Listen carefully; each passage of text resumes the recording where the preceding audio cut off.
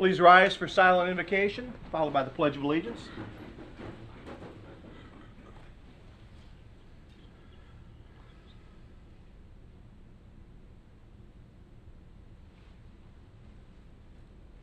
Amen. I pledge allegiance to the flag of the United States of America and to the republic for which it stands, one nation, under God, indivisible, with liberty and justice for all. Welcome back, Robin. Will the clerk call the roll? Present. Councilman Bastian. Here. Councilman Stiltner. Here. Vice Mayor Tremont. Here. Mayor Burnett. Here. Some of us have our microphones off. Be aware of that. I was going to say because Is that for a reason? No, they were I all don't off think when it we would- got here. There you go. I think the reason is that they were off. Got it. Oh, there it goes. Yours is on. His is on. Resolution 19-27, budget appropriation. It was pointed out last time that we had a vibrant discussion.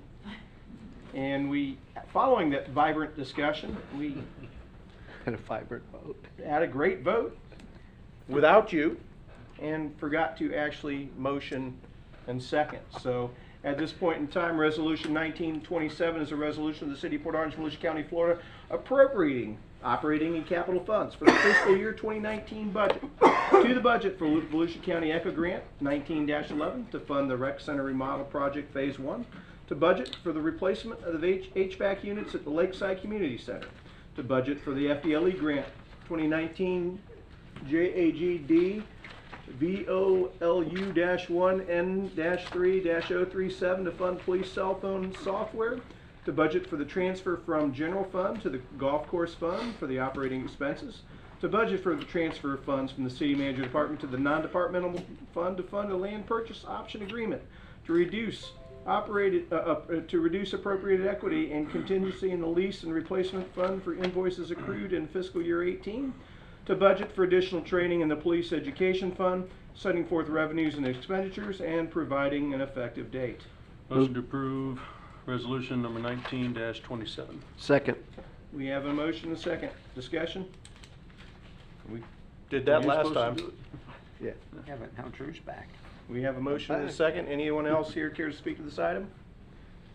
There being none, call the roll. Councilwoman Ford. Yes. Councilman Bastian. Yes. Councilman Stiltner. Yes. Vice Mayor Tremont. Yes. Mayor Burnett. Yes, 5-0. We got it right that time. Hey, all right. City Council workshop item. Jake, take us away. Mr. Mayor, Scott's gonna.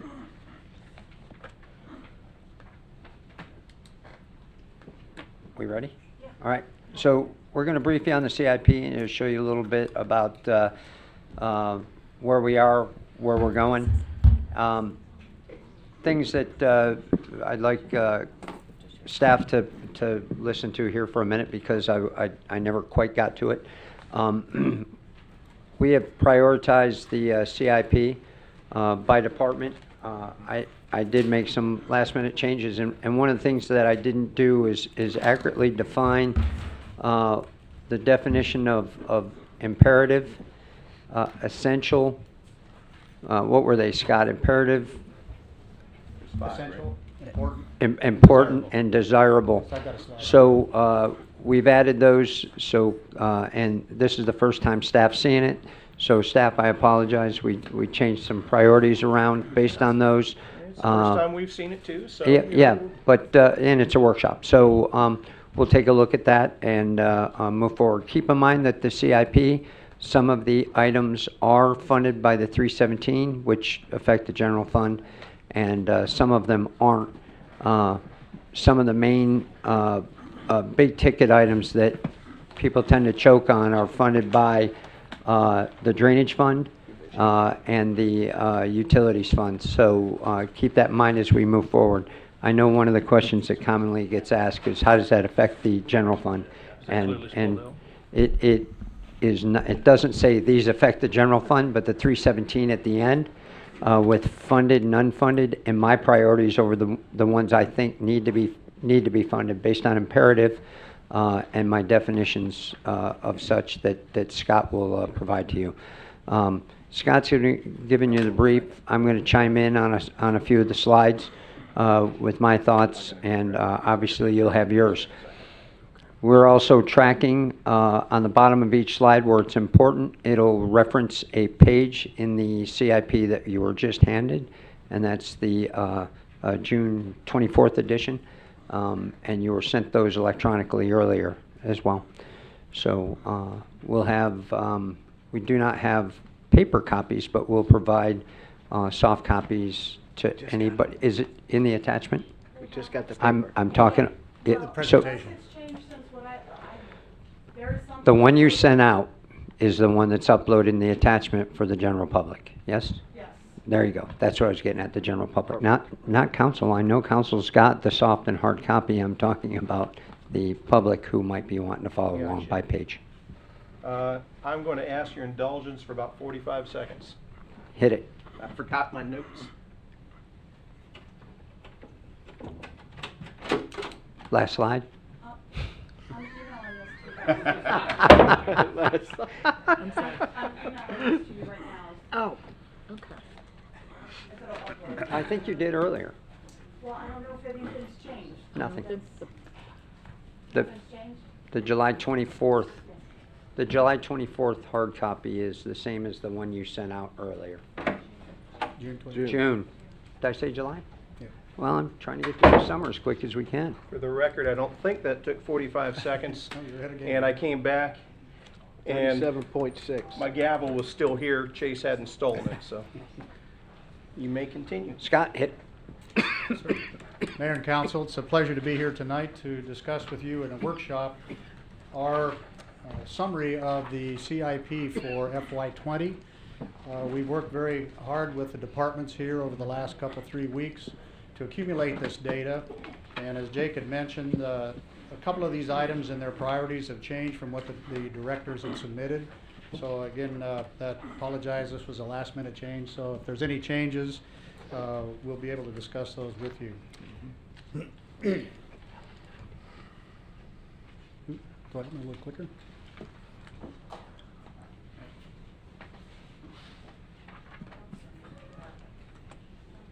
Uh-oh. I didn't do it. I don't know. Clicker will work. On the clicker. As we did on the introduction that we had here in the last workshop, I wanted to start going over the current goals, and then with the goals, we'll break those down into the objectives that have been established by council.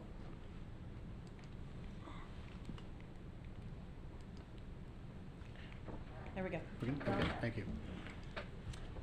So as council has established, the current city goals are 1, public safety, 2, infrastructure, 3, quality of life, 4, economic development, 5, fiscal sustainability, and 6, organizational excellence.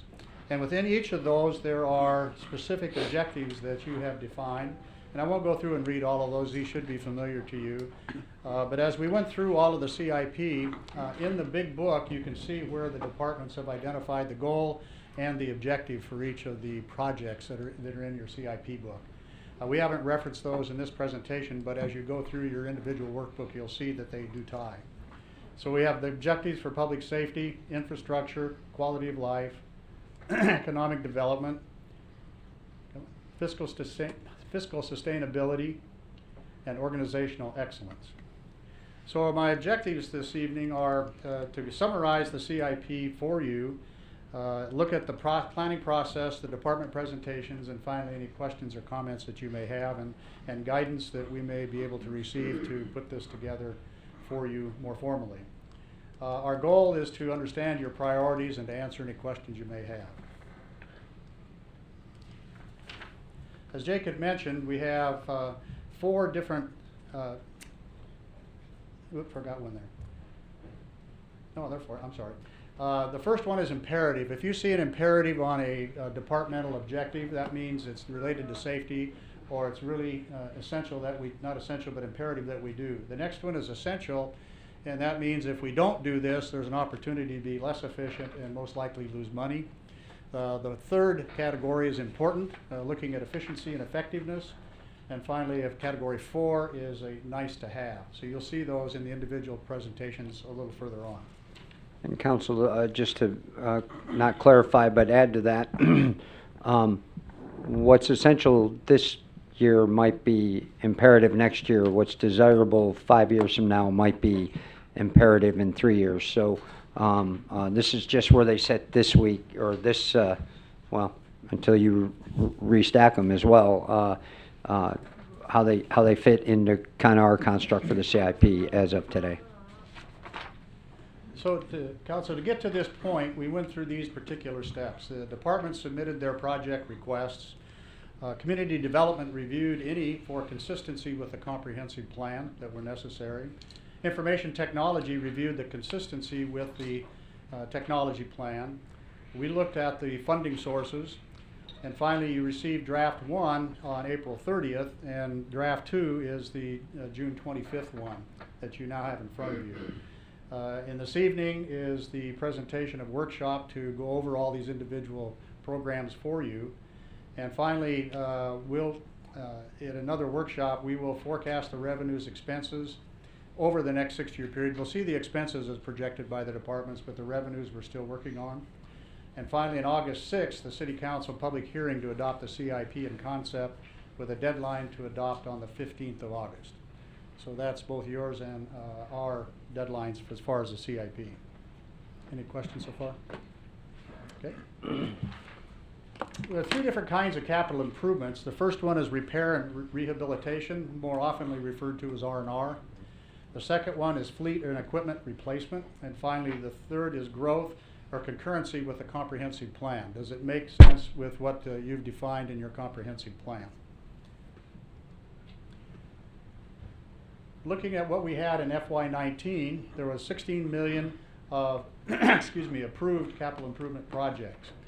In FY20, we're looking at almost 21 million, or 20,593,000. And you can see we've identified funding for this year's proposed budget of 14 million, contingent funding for a little over 2 million, and finally unfunded but requested of a little over 4 million, for again a total of 20.6 million. And in the final 20 to 25 budget, the outlook, there's a total of 142 million, of which 86 million we've identified as funded, contingency funding for a little over 38 million, and finally requested but unfunded a little over 17 million.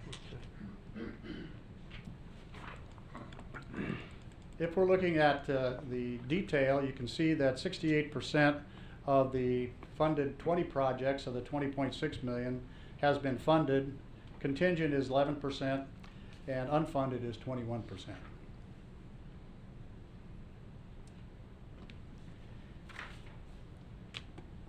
Now, as far as CIP by department, you can see the utilities department has the largest, with 45% of the total FY20 request of 20.6 million total. So 45% of that is about $10 million, a little less than that.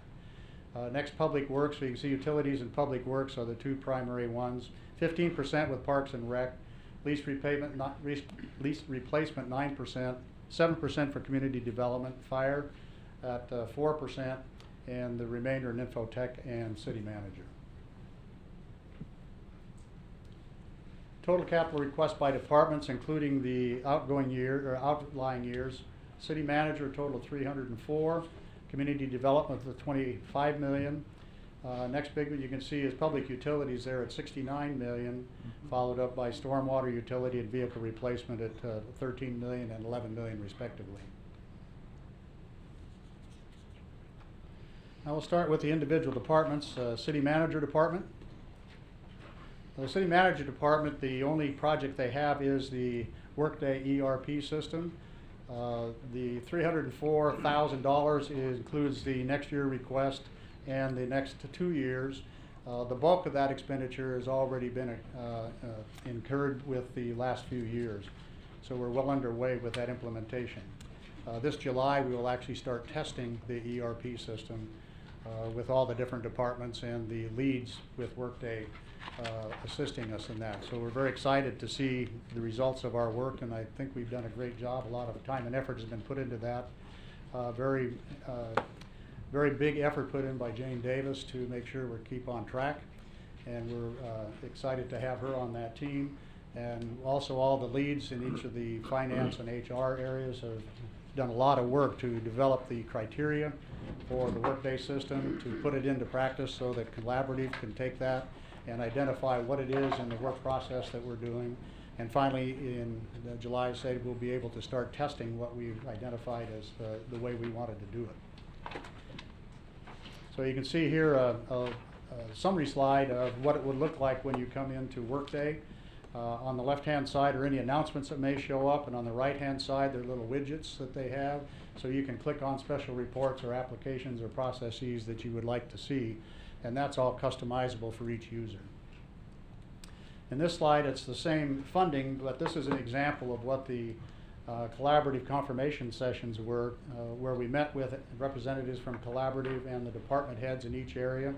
Collaborative went through each of the different processes that we would have, and we were able to identify, yes, this is what we want, no, this is what we want to change.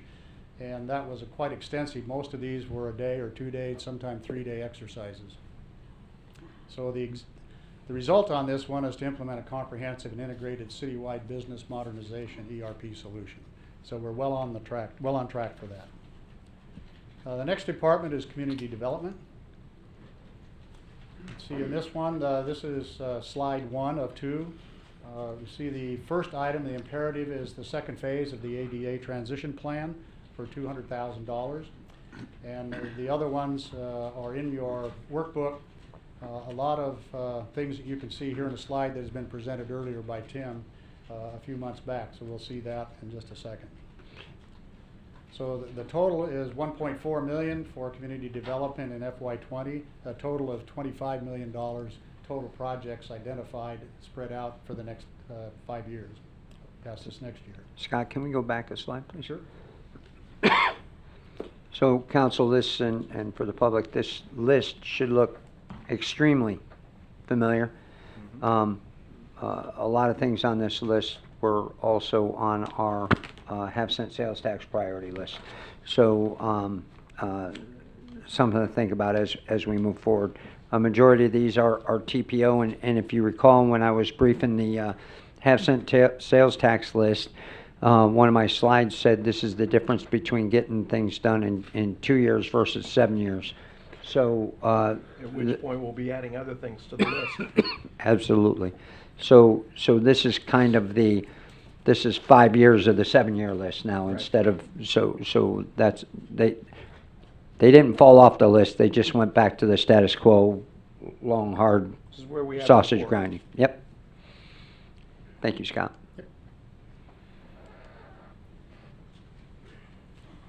So an example of some of these, you can see the ADA transition plan and the workshop that you had where you presented different signage for the I-95 entryway there. And it's ongoing in FY19. This is a slide that Tim had presented for future Port Orange turn lane, pedestrian intersection improvements, and sidewalk trails and CIP projects. So there's an awful lot of work to do there, and they were listed in your in the detail. And This slide's also available online still, Tim? It's still available online with the detail, which is a lot easier to read when you can. Yeah. this year, we rather than try all of the words that we had, we tried to come up with some pictures for you to show what we've actually done. Here you can see some community development success stories. The McDonald Road sidewalk, Victoria Gardens Boulevard sidewalk, completed in FY19. The Dunlawton Street Light Project on the right, and on the left, Spruce Creek Road sidewalk, also ongoing in FY19. The Down Under project with various things identified there, and we'll see that in just a little bit in a different way. So council, go back one slide, please. The Down Under is currently, if you look back on your list, or we can look back later, but this is currently unfunded, but staff and certain council members, I think, believe that this might be another one of those economic drivers for the River District. Yeah. There's a lot of people nosing around down there, but this is past nosing around. As you're well aware, Jimmy Hula's is probably about just a little under a month from opening their doors, it sounds like. The building right next door to it is being looked at, and staff feels that putting a finishing touch on those middle spots that are green and highlighted there could really start to stimulate some development down in that area. So you'll see this pretty high on my priority list. Well, this is true investment as far as I'm concerned. Yeah, When you for talk sure. about putting a little bit of money in there to get an awful lot back fairly quickly It is, and for the, something that we probably ought to rebrand Port Orange down under, because it's amazing the number of people that don't even know that segment on the other side of the bridge is in Port Orange. so, absolutely. And the, all the restaurateurs and local businesses down there are supportive of it. So, and we've already made some, if you've gone down there, we've already made some improvements, ever so slightly, so. Thanks, Scott. Yes, sir. Chain link is not preferable from an aesthetic standpoint anymore, that's for No. sure. Chain link and old boats, try to get rid of all of it. The next slide is showing the Riverwalk South project, which was on your detailed list on the south end. Tree clearing going on by the developer on the north side there. Okay, any questions on community development? Okay. Any questions? No. Okay. Okay. Moving on to fire and rescue. You see the extrication equipment is an imperative. Quite a few essential items and important on some of the other items. Total of just under $900,000 for FY20. Can you stop there for a Yes, second, sir. Scott? So, another interesting thing that most of you have dealt with the CIP, but for general knowledge, an imperative, if you look at the extrication equipment, if we don't get that and our extrication equipment goes bad, then lives get lost. Notice that that's out in FY22. But there are some things on the essential list and the important list that may get funded quicker because they have the funding, right? An unfunded imperative is scarier than an important thing that could get funded out of something. Take, for instance, the training facility tower, $655,000, but there's fire impact fees that would be able to cover that. So that's something that's funded basically, or could be funded. So it may pop to the top of the list just because we have the dollars for that now. Thanks. And that is wholly funded from that source? So far, I haven't that- been able to drill down, That's obviously. that's 655, as you'll see on the next slide, is fire impact. Mayor, to answer your question, you see the fire impact fee is $547. There you and go. Went away to the capital general fund, or the general capital. So fund. not all, I'd stand corrected, 108, I have a question. please. The fire impact fee couldn't be used for extrication equipment? Yeah, Isn't that fire related? it's FY22. No, so I understand, but you just described that as It's- imperative, but not necessarily funded in fiscal year 20. Why not move some of the money? The extrication equipment's not needed in 20, it's needed in 22, and you cannot replace equipment with impact fee money. Okay. Yeah, so any R&R of existing stuff, I can't replace a truck with a new truck with impact fee. Good question. I can only expand services, basically, and a training tower is expanding a service in the fire department. There's a lot of other things we could use it for, but Unless you buy 2 extraction equipment units. Buy- Then you buy- expand services. buy additional, correct, Right. which we don't need. If we're buying things for the sake of buying them, then we're not being good stewards of the money, I guess.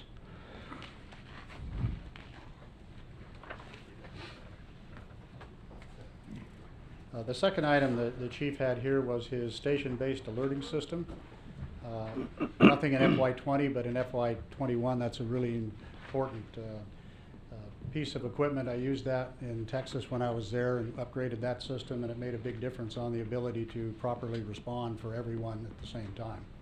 Because we had radios that were not working right, and sometimes this call to the station didn't go through the way it should. So this is a very important piece of equipment for FY21. Jake, how is this different from what we have in place now? We're old analog now, and Okay. basically this is a new digital backbone that will be on our shore-based, if you will, our landline that'll reach out to our new 25 radios? Yeah, so this is just, so we got the P25 radios out in the field, out in the trucks, out in the, everybody's got one. Now we have to fix the backbone. The county's doing it. All the new radios the And- county told us we had to change over to? Yes, Okay. yes. If that's what you were getting at, yes. That's in part. As we flow through from that. Yes, they're switching and we're switching it, and it is upgrading to current technology. Or not as old technology. It's not current anymore, but. Any questions on fire and rescue?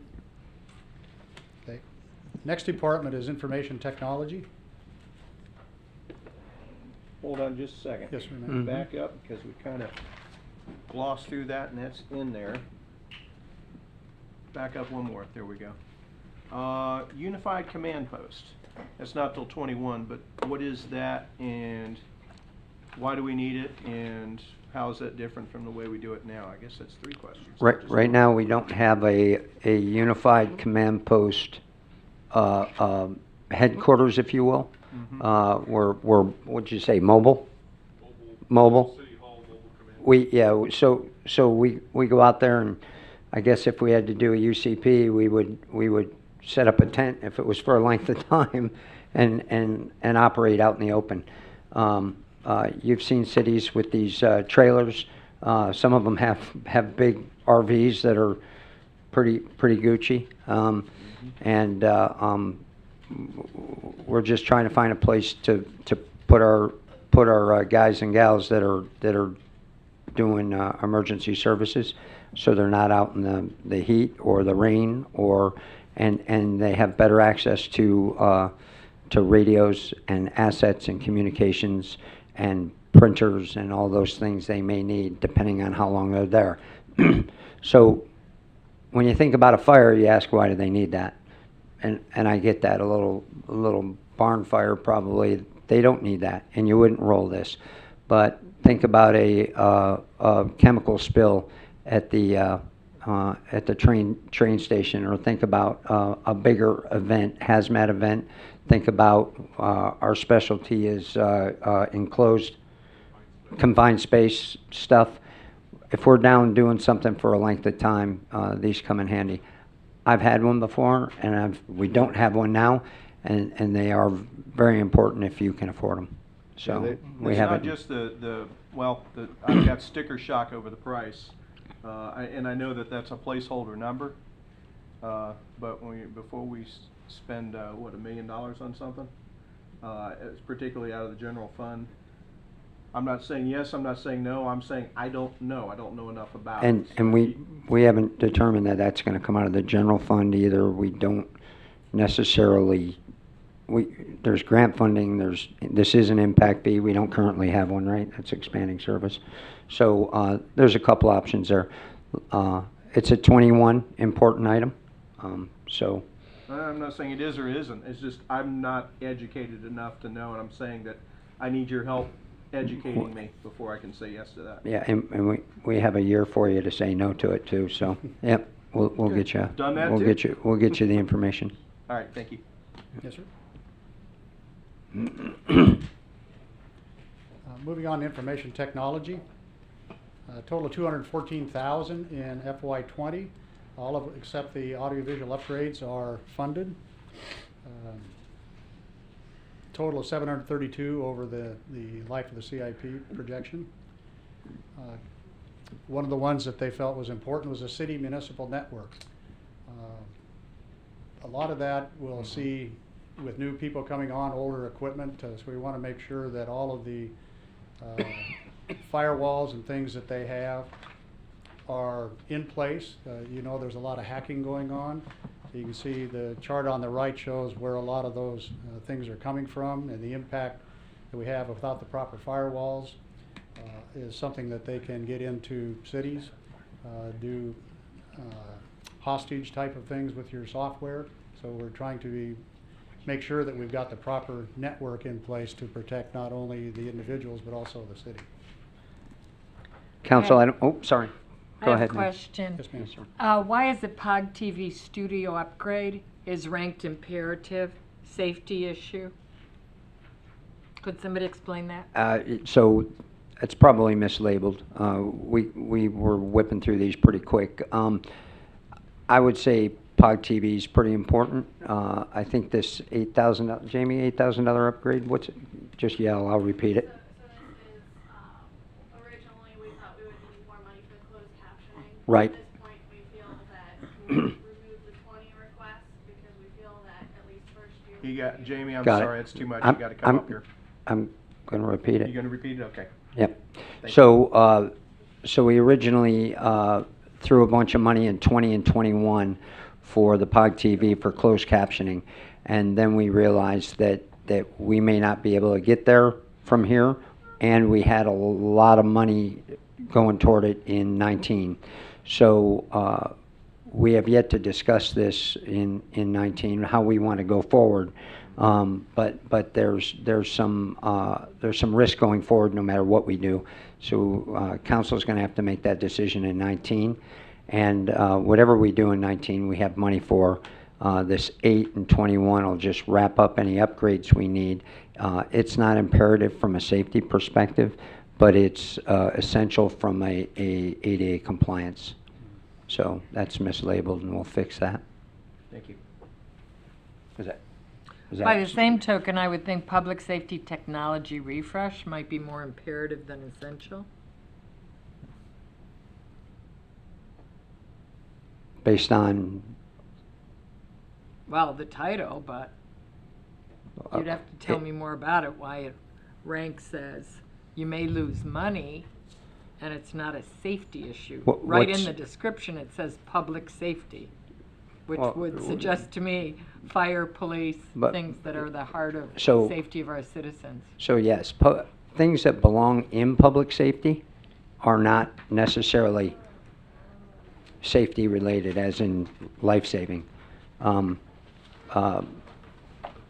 Paper supplies for the fire department are not safety of life. But I don't think they're also technology refresh. If you're not prepared to answer at this point, I'm fine. Yeah, But I I'll- just want to raise the question that I think there's some inconsistencies on the priority in this Oh, I particular concur. project area. I concur, and I think these priorities need to be, like I said, we took a stab at this pretty late in the game, and some of these priorities may not quite be right. We'll go back with staff and take a look at them.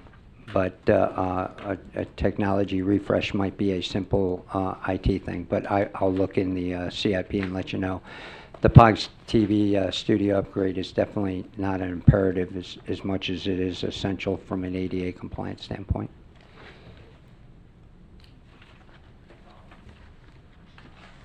Okay. Yep.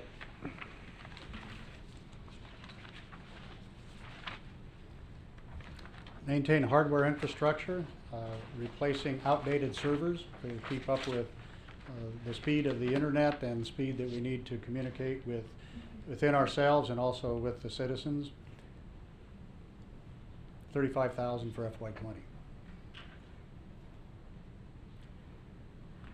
Councilman Ford, this may be one that we're referring to for you, the $30,000.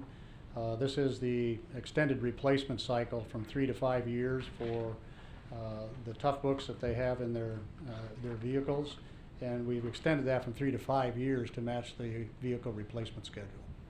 So it used to be 3 years and it went to 5 years. Those tough books take a pretty big hit. They see a lot of, they put up with a lot of wear and tear, but they take some big hits in the cars. These are organizational excellence is important, and number 3 on the list, $50,000 for the virtual desktop infrastructure. What that means is that wherever you go in the city or from home, when you log into the city network, you're able to get your personal desktop there. So whatever you've had on your workstation at work will be whatever station that you happen to sign in on will be your individual station. And that's really quite helpful when you've customized everything. Jake, did we not, is this a continuation of what we did a year and a half ago or so, 2 years ago? When I thought we were in virtual desktop now. We do have virtual desktops. This is just a continuation. They're roll- Yeah, they're just a rolling out to all the continuation. Further employees. rollout? Yeah. Okay, this is not new, this is. No, sir. Yeah. Gotcha, okay. And then the GIS enterprise upgrade for $28,000 in FY20.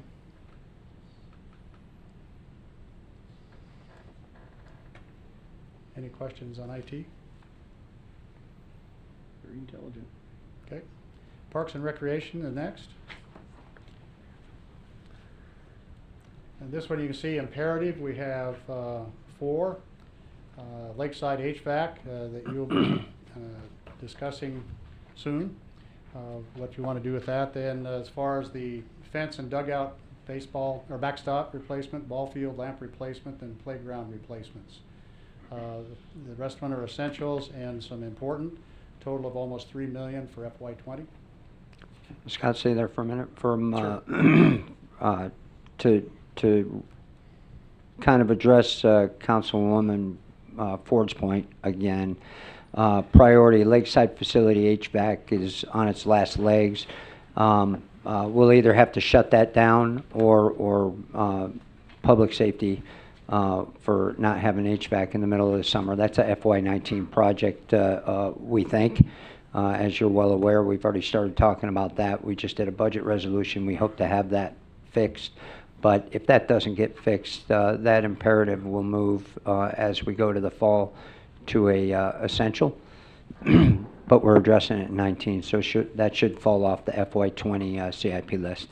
The fence, dugout, and backstop is imperative. There are holes in some of those, and we've already had a few minor child incidents due to the fence and dugout and backstop kind of taking a little bit of Those are definitely a things hit. that might not be safety related, but can become Well, safety related very fast. They're starting to be. So the playground replacement also is getting to the point where we think it'll get dangerous if it lasts much longer. The ball field lamp replacement is essential in that, not imperative, but essential in that we're starting to leak money on these ball field lamps and the replacement to, we're going to LED, right, Susan? No? We don't know yet. So, but there'll be money savings by going to a newer lamp. LED's not cheap, I'll tell you that. Hey, So- Jake, on the Lakeside facility, that's somewhat of a revenue generator. I know we don't get a ton there, but, We get a ton there, all right, well, with the. no doubt. Okay, well, with our fees and charges, do we have money set aside from that revenue to contribute to that? It's general fund. So do we have the money? Yes, we get it. It comes into the general fund. I'm just Do I wondering if we- I don't earmark it for, Lakeside is not an enterprise fund. It's not a fund that generates for itself. I would say it over-generates, yes. It generates more than it uses. Even. Why wouldn't we put money aside for rainy days like this for Well, upkeep and it maintenance? goes to the general fund, and when we need it, it's there for the rainy day, right?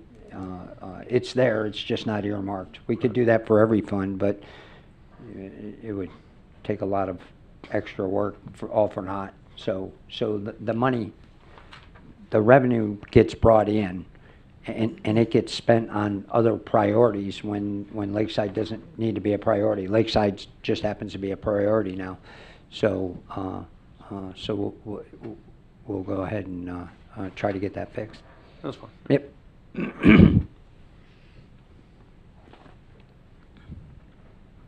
Back up, I'm not Oop, done. Sorry?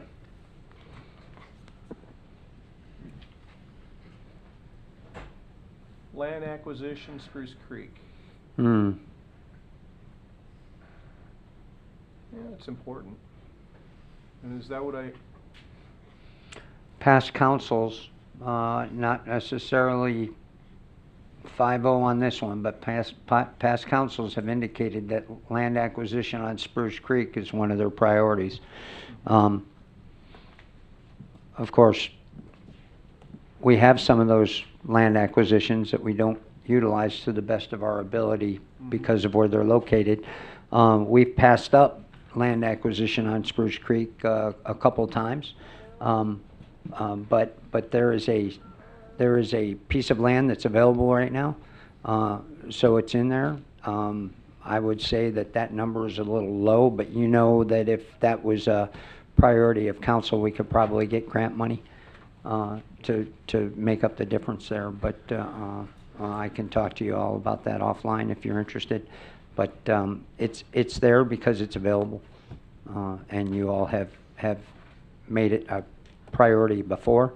I think I've briefed most of you, with the exception of Councilwoman Ford, in detail about the three-phase vision I have for development of the city for the future, and that is not necessarily in the priority yet. It's not in the three-phase plan. It could be part of the four-phase plan, but not the three-phase plan. Okay. Got a question on amphitheater seating replacement. Yes, sir. We show a 89, a 20, and then 165,000 over 3 years, 21, 22, and 23. Is that just to replace the seats there? Are we adding capacity, or are we? We're not adding capacity. Okay. Is any of those funds, I know we had mentioned it in the past, a possible shade structure, shade canopy, shade netting of any sort? Is that something we could consider? If the preponderance of council would like us to consider it, we'll consider it. I think we put it on last year, and it ended up coming off I think as that's quick one as of it the- came that's on. Definitely one of those like-to-do things. Yeah, that might if be we- one of the desirable things. We can that- add it to the desirable. Yeah. we find grant funding for. I wouldn't mind having a placeholder in the CIP for it if we were to stumble on an opportunity with grant funding or something like that. Okay, we'll take a look at Anybody else where. have a problem with that? It's like, No, yeah. Well, we can put it in All desirable in and take a look at where it best fits in 21 through 23 or 24. Okay. And show you where it would fit. I don't know where best to put it, but Okay. we'll figure Right. out, do you build it first then? So we'll take a look and add it. we've got a lot of wants and needs, but I don't think that's, and it may be down the list, but I think we all agree we'd like it on the list somewhere. Could you talk about the West Side Community Center? Yes, ma'am. The general consensus of the Parks and Rec Department, or Parks and Rec Committee, and the Parks and Rec staff are the highest priority for a community center was on the west side, because that's where all the kids are, where the preponderance of children are. But we also had a joint council Parks and Rec Committee meeting, and all realized the importance of having a recreation center closer to city center that reaches the most children in need, be that perceived or actual. So we went ahead with the rec center, which is 1, 2, 3, 4, 5, 6 on that list, rec center remodel expansion, which is basically the gym. And we got that approved. We got ECHO funding for phase 1 of that. In 20, we'll be asking for phase 2 with a match. And so that's our priority. However, the West Side Community Center in the out years is still something that is on the Parks and Rec Committee, Advisory Committee, and Council's priority list. How does it differ from the sports complex? The sports complex is the, as I envision it, the extension of the Karasi Sports Complex to allow for more baseball, more soccer, more lacrosse, more whatever may come as the West starts to develop more. The community center is more for community events, adult events, youth events, art, culture, the things of that nature. It's a building. Indoor versus outdoor. Yeah. Any other questions on Parks and Rec?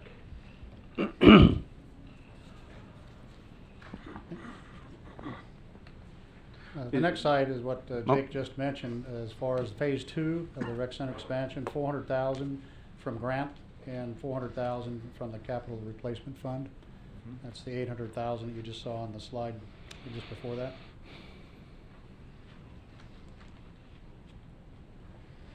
So some examples, some capital improvements that have been done in the Parks and Rec area, the YMCA pool improvements. I think the water in there looks pretty nice last summer. Yeah. So this is some examples of Port Orange CIP in action. The next section we have is public utilities. This is page 1 of 2. See that, I'll just go down to the bottom here. This is on page 2, a total of a little over $9 million in FY20. See, the bulk of those are priority 1. I believe, Jake, we were going to change those to essential, I believe, wasn't it? We're going to have to take a look. Yeah. I'll prioritize all these with staff and hand out a new list. Couple of the large ones there, the field operations water systems replacement for $1 million, same with generator replacements, and $2 million for the sewer subsystem rehab. Are a couple of the major ones on this list. So, go ahead. Lynn. Jake, can you just speak to our ability where we are right now on as far as generators go? I know, like the last couple of years when we had the hurricanes and stuff, it seemed like we did a pretty decent job, but probably we're right at that line in terms of our ability to keep pump stations functioning and things like that. Where are we at like today with that? And Lynn, do you want to address that? While Lynn comes up, there's kind of. Because that's what we're talking about there, right? For the most part. So, in public utilities, for the most part, yes, this is all utility generators. And we did do a good job during the last hurricane, but we have some concerns. Go ahead. So the $1 million that we have here is for the wastewater treatment plant to replace one of the large, they have 2 generators that operate that facility in a power failure. We've been experiencing a lot of problems with one of those generators. We knew it was going to need to be replaced when we started this fund. So we have money this year to start that design, and we're going to be working on that. And this would actually fund the replacement of that one generator. You can see that the money that we have posted throughout the next few years is to look at the very large generators that we have. We did quite well in the utility field over the last couple of years, with the exception of one of the generators at the wastewater treatment plant. So that's our first focus, is to work on replacing that, along with working on the electrical in that entire facility that we have been funding for the last couple of years. When you talk about some of the other facilities, as far as fire stations, city hall, PD, those are covered under Public Works, and that's a separate generator fund that we put together. And how about so are all those fixed generators, or some of them portable use, or So a what combination of both?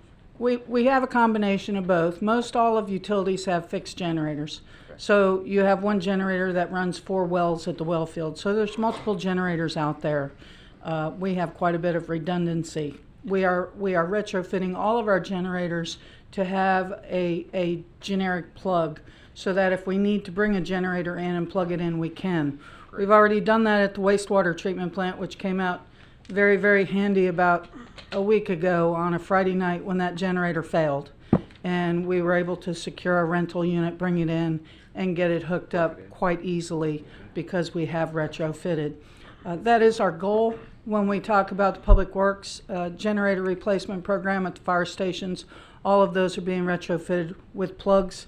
Generators that we're removing that are still usable, we're asking for some trailers so we can trailer mount those units so we can use them as mobile units, because some of them could still be used, but they're not reliable enough, in our opinion, to use them at the fire stations, police department, some of those emergency facilities, but they could be used in other areas. Thanks, Lynn. So I just think that's the last hurricane, thank God for duct tape and our diesel mechanic. It was it was close. And maybe that's why I'm bringing it up, because I remember we had some conversation about having to Issues. That was get a through it. That was a building issue, Yeah. a building generator issue. So this plug, every time I see the bill, I'm like, why? It's just a plug. Why does it cost so much? But the transfer switch and the plug, but to be able to call Ring and say, get something over here and be able to plug it in and power all City Hall is a beautiful thing. And we also have a generator mechanic now. Okay. So we don't just have Bobby who worked at a Caterpillar dealer one day. You know, we got a real no kidding guy that's going to know how to fix our generators in an emergency. So we're really coming along well on that, which is not this generator replacement, but it answers some mail down the road. Okay. Jake, as sidebar, Yes, sir. trying to remember, was it 14 the last time we adjusted utility rates? No, 15. When I first got here, yes, sir. Okay. And the reason why I say that is I really want us in a cycle where we're reviewing all those things every 5 years. We are in the lower third of utilities as Yes, far as sir. utility charges. I'm very proud of that. And some of it is, a lot of it has to do with our size and the efficiencies we've been able to get from that and executing well year in and year out. The reason why, and not just utilities, bills, trash, the whole 9 yards, everything should be examined every 5 years, and we should be able to make small, subtle adjustments, because I've seen it here, I've seen it elsewhere, too many times where we've done okay for such a long period of time, but when we get around to making the adjustments, they become sticker shock because the adjustments become too large because we go too long a period of time. Well, I would say 5 years is probably too long. So next time we do one, we might want to consider very incremental yearly increases that every 5 years, when we do that big chalk line snap, it's not as painful because we've seen a 0.5% or 1% a year increase. There's a lot of cities that do it that way, and that way when they do the big study to do rate analysis, it's not as painful. It's a $5 increase or a small percentage. But we'll bring those options to you and take a look at them. Okay. And we don't want to do drainage and water and solid waste in the same year. No, we don't. Got But it. if we're not doing them the same year and we're doing them all every 5 years, then I think that we'll be on a routine schedule we should be okay with. Okay, And if we decide our rates are fine, then they're fine, but we'll see. you bet. Go on. Looking at the field operations sewer system expansion, FY20 $300,000. The goal on this one is the septic to sewer project, trying to bring all of the folks that are on septic to the city sewer. In FY20, the applications for grant funding will be, for phase 1 and 2 will begin in FY21. With grants secured, construction of phase 1 will commence, followed by construction in phase 2 in FY22. And the impact of that will be to provide city sewer service, reduce septic tank usage, reduce potential sewage leakage into Florida waterways. The sewer system rehabilitation, $750,000 in this year, and that's to reduce infiltration and inflow, or sometimes called I&I. When I was in Texas, one of the things I found was that my sewer bill for the city was about 175% of my water bill as the city, and that's a pretty good indication that your pipes are leaking like crazy. And we had in Dallas, it was very unusual. We had a foot of snow, and the next month our sewer bill just went sky high. So it meant there were clay tile pipes and were broken. So I'm very, very familiar with this. And when you did a smoke test for that, you had smoke coming up all over the whole city. It was kind of embarrassing. And it wasn't the people smoking, it was the smoke coming out of the sewer system. We got US 1 did the smoke testing 2 years ago, and we got all sorts of calls. So I'm very familiar with that one, and it's quite important to make sure that those pipes are included, because that I&I can be very expensive if you've got water coming into your system that you haven't purchased. my experience, a good number, and I just know, Lynn, I don't know if this is the one, but about 98% of what you buy in water should be your sewer bill, because you're gonna have some waste there. But, so if it goes over 100%, that means you've got some problem. This is an example of a pipe that is lined. There's a new process that's really quite interesting, I think. Instead of taking the pipe out, having to cut it, put new pipe in, seal it up, you can actually put liners inside the pipe, have it expand out and coat the pipe, and so it's much more efficient and effective and not have to tear up the streets and all your pipe. It's a great product as well. An example of a typical residential sewer schematic showing that where the property line is, the left side is the city's responsibility, the right side is the homeowner's responsibility or the property owner's responsibility. So our objective would be to get as many people connected to the sewer main as we can. Now moving, if no questions there, moving on to Public Works. And you can see in Public Works there's several imperative items there, a total for $2.2 million. The largest one there is the $800,000 for road resurfacing, but probably one that I'm certainly interested in is the HVAC for City Hall.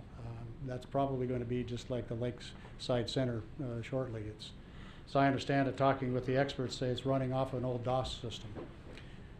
So I am still trying to figure out why it's 10 degrees cooler in Jake's office than it is in mine, but just saying. I do that on it's purpose. either too cold or too hot, one of the things there. So, any particular ones you'd like to address on that list? What is the City Hall repurposing line item? Probably a better word, Councilwoman Ford, would be renovation.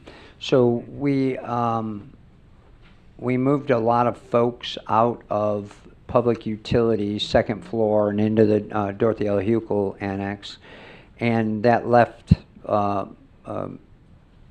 gaping hole, which, as you're well aware from your previous job, the amoeba tends to drift that way. So, so Lynn Stevens became what we call, well, what I call a space czar, and she has set forth a plan to repurpose or renovate the second floor and parts of the first floor, the existing footprint, to best reuse that space. And so that's what that is, $275,000. It also includes some force protection improvements, a few. There's a few more that aren't funded in there that I'd like to add, but I don't have the design for that, so I don't have the cost. But what it does is it moves some finance people around. It moves some community development people around. Finance grew by a few folks, and a few folks are jammed into spots that they really, quality of life is not good. So that's basically what that I is. thought were pretty creative. They are, but they shouldn't be. You're right. So Not long term, no. So we're looking forward to getting our purchasing department out of a closet. Literally. Yep. And so that's what that'll do. It'll add some walls. It'll add some space and some office. My question would be, isn't that for efficiency and effectiveness would make it important, but not imperative in terms of priority? So Or at the most, you might argue you might lose money because you would have less productive employees, but that still only puts it essential. Absolutely. So I go back to my opening statement that the priorities here, I had not given our staff the definition of those as I see them. I just added that this evening. So the priorities, as the staff had labeled them, are imperative based on what they think they need, not based on safety. So I will prioritize this whole list and send it out to you with the not the correct priorities, but priorities as I've stated at the beginning in that opening slide that they didn't have prior to this event. And I apologize. The reason I'm pressing you on this is certainly for fiscal year 20, it relates to what would be in the budget and what the final budget would mean in the tax rate. And so I want to be clear that staff or the city shouldn't move into any of these descriptors without perhaps more thought or clarity. That's where I'm coming from when I ask the questions and say, is it truly imperative? Are you sure it's not important? No, Are you and- sure it's not essential? Because So- at the end of the day, I'm going to be charged with making a decision and a recommendation about the fiscal 20-year budget. And this all relates back to this. You bet. And I guess the other comment I would make as we've gone through this, I think the footnote that says denotes unfunded or partially funded is relevant for fiscal year 20. I'm not sure that it's meaningful for any fiscal year beyond that, because the reality is nothing beyond fiscal year 20, which council here will be voting on, is funded, because everything in an out year there is no funding for. Absolutely. Until you make that decision, you're not there. So No doubt. some of the items that we've seen prior to this, I think they are important to put on a CIP so we know where the city and where departments are going. I think that's important. But You bet. when you have an asterisk that says denotes unfunded for something that's showing up in fiscal year 2022, it is unfunded by virtue of the fact it's in the future, and we're not there yet, nor are we being asked to make a decision about whether we will fund that at that point in time or not. That's the only thing I would say. So, back to the beginning, and I may not have been clear, but the priority list, I concur that the wording on this priority list, and this is a workshop, wording on this priority list is not in accordance with the rubric that I gave at the first. That's why I will reprioritize them with the staff and get that information out for you. I wholeheartedly concur based on the definition that this is not imperative, some of them. I will say that if you look at the first one there, road resurfacing and reconstruction, that is funded. It's funded with gas tax that can be used only for road resurfacing and reconstruction. So there's no asterisk there. Is it approved? No. But is it funded to give you peace of mind that we have at least $800,000 coming pretty much through FY25? Yes. Also in the CIP, there are some projects that you are approving for fiscal year now, but they have a 5-year tail that once we get started, take ERP for instance, once we get started, we can't stop. And this council has asked for, and Scott and I are going to try to get there for a 3 or 5 year budget outlook, even for the general fund. So you're absolutely right. Can you change your mind in 21, 22, 23? And can a 5-year project stop at 3? Sure, especially if it's going south, right? If it's something that just doesn't make sense to fund anymore, we just kind of park it or walk away from it. Or priority jumps ahead of it. Or absolutely, yeah, we stall it for a year.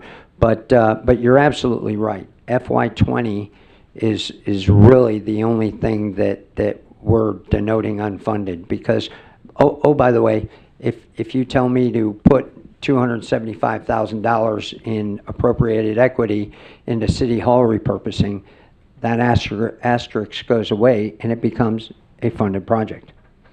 I'm just saying right now, we don't have any money for anything with those single asterisks on it. So, and if you notice anything with out year stuff, usually is funded, like the standby generator is funded, the road resurfacing is funded, things of that nature. But we'll try to clarify that on the slides. I have a question, and maybe you can explain. Yes, sir. Curb and guardrail replacement is the only category that has $0 on the entire page. Is that something, are they a 10-year? We addressed a lot of curb and guardrail replacements this year. I think we got a picture coming up. Okay. So we don't have any planned curb and guardrail placements, but it is a placeholder in our CIP. So when they Okay. come up, we can get them. So if there's an accident, a vehicle takes out a guardrail, that's like insurance funded to replace a guardrail? It depends on or- how it happens. Okay. Or we take it out of Hyde. but- Okay, but- okay. But we don't have any currently. Very good, thank you.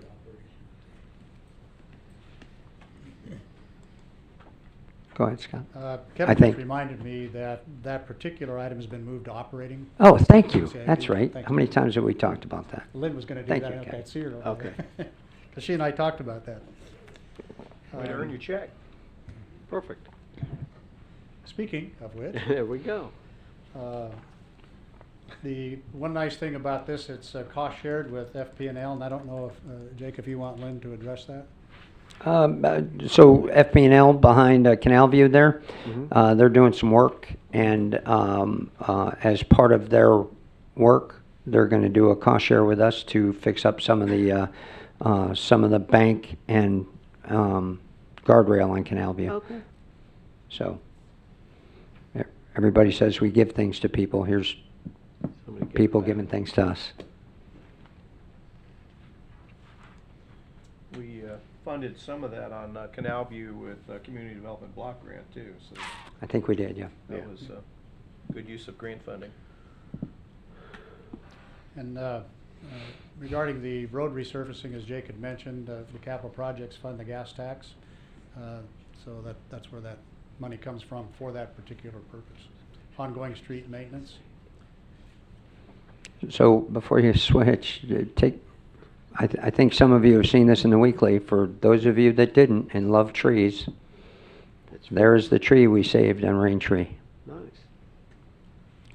At least for the short term, we're hoping it stays there. It's not a very big area for it to absorb the needed precipitation. Yeah, we'll see. We hope it works. The next one, I'm sure you've all noticed the school crossing and intersection safety, all the little signs that are out there. The one here on the left is at City Hall, and I forgot, what's the one on the right, Jake? Water's Edge. Water's Edge. Um, And those are throughout you can see them all around the city. And that's continuing.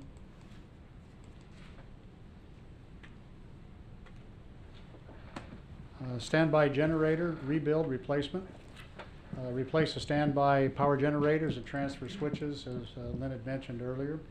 Maintain facility reliability, and to date, we've done fire stations 71, 73, and 74, and a rehab on the police department. Any additional questions there? If not, we'll No. move on to stormwater. Okay.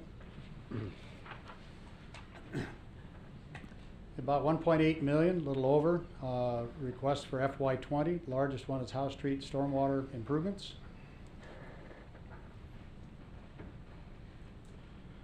See- oh, go Back up. Sure. White Place is the one we're doing after House Street, right?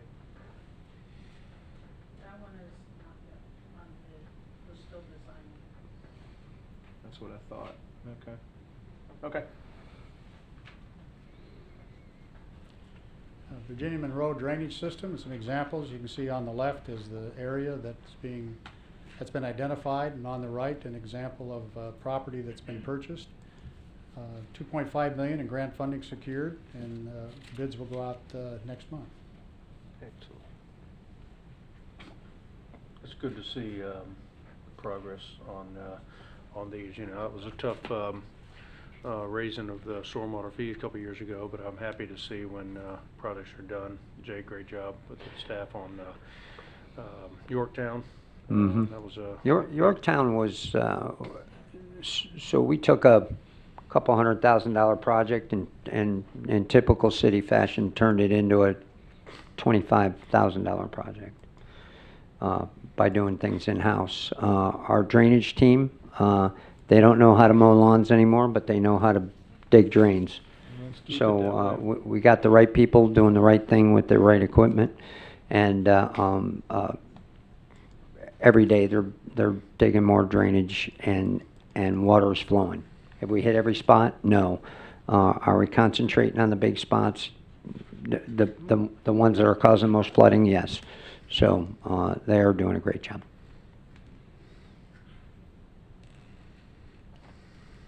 Next was Tumblebrook Sweetwater Hills drainage improvements. The design is complete, permits have been received, and bids expected in September of 2019.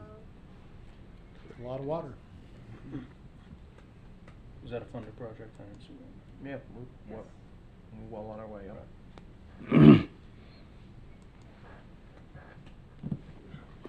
What we're doing over there at White Place, you know, We haven't designed it yet, so you mean what the city's going to do to fix it?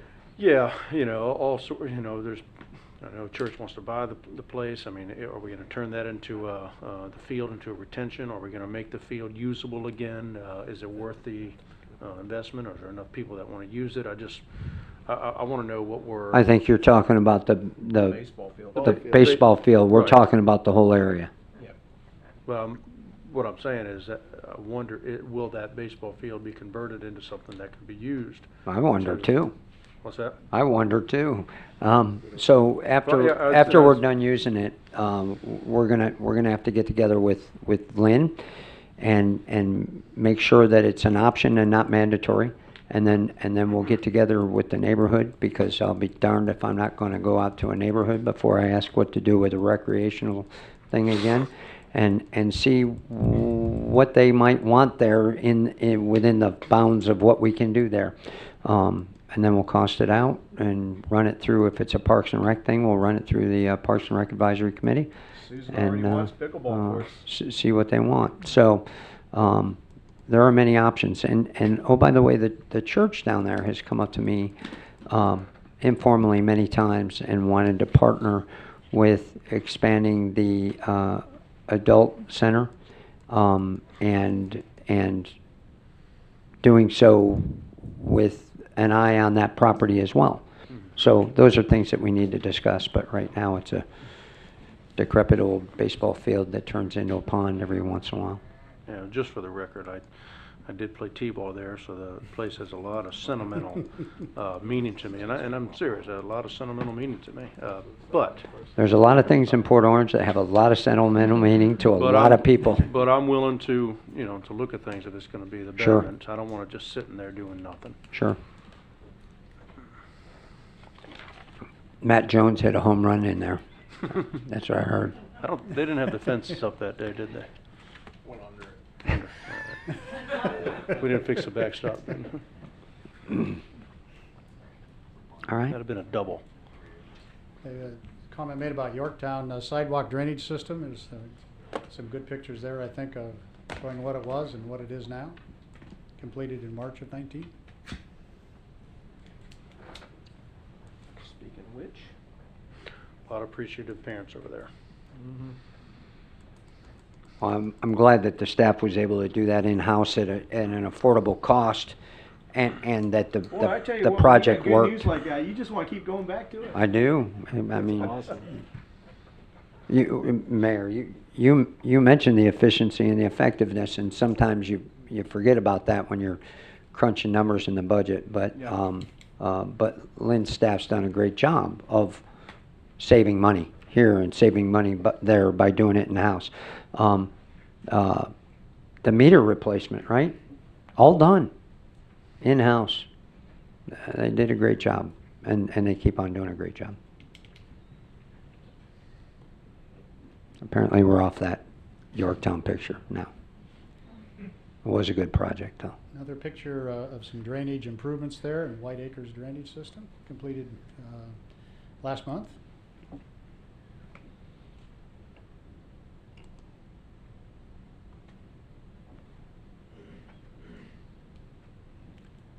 And the Turton Bryhite drainage system, completed last month as well.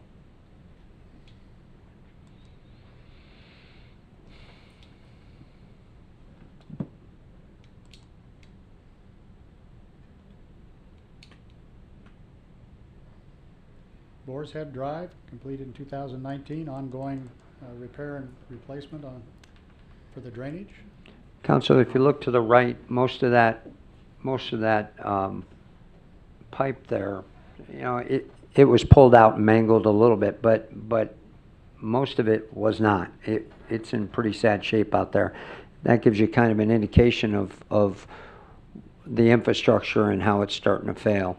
I don't think we have in the CIP a picture of the failed pipe on Taylor Branch by the water pipe that failed. But that is another project that I think we already passed by it, but replacing our PVC with ductile and kind of shoring up some of our water lines that were made with that 1970s PVC is important as well. We feel that might have been that, or the shifting of the ground was the problem out on Spruce Creek that caused the Lang incident, if you will. The water did. So that's another important project for us. Jake, where it says drainage, back to the list, a couple slides prior, where it says drainage pipe R&R, is that citywide? Yes. Okay. Yeah. I've been several comments about the drainage folks doing a good job. You can see on the left is 19, next to that's 18, almost a 300% increase in storm drain ditches cleaned. So what you're talking about is what the crew is doing, very commendable.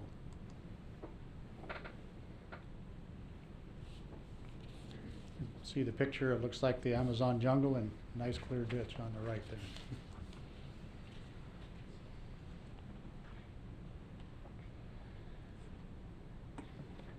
Where is that at? Is that over? Like by Sleepy Hollow. Sleepy Hollow? I know how you get to that.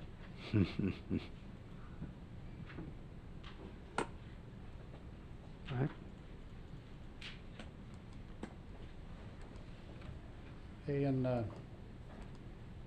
stormwater there, the drainage operating fund, pipe repair and replacement was mentioned, $320,000 for this year to address deteriorated and undersized metal pipes and replace the aging infrastructure to minimize failure, improve water conveyance, and prevent flooding.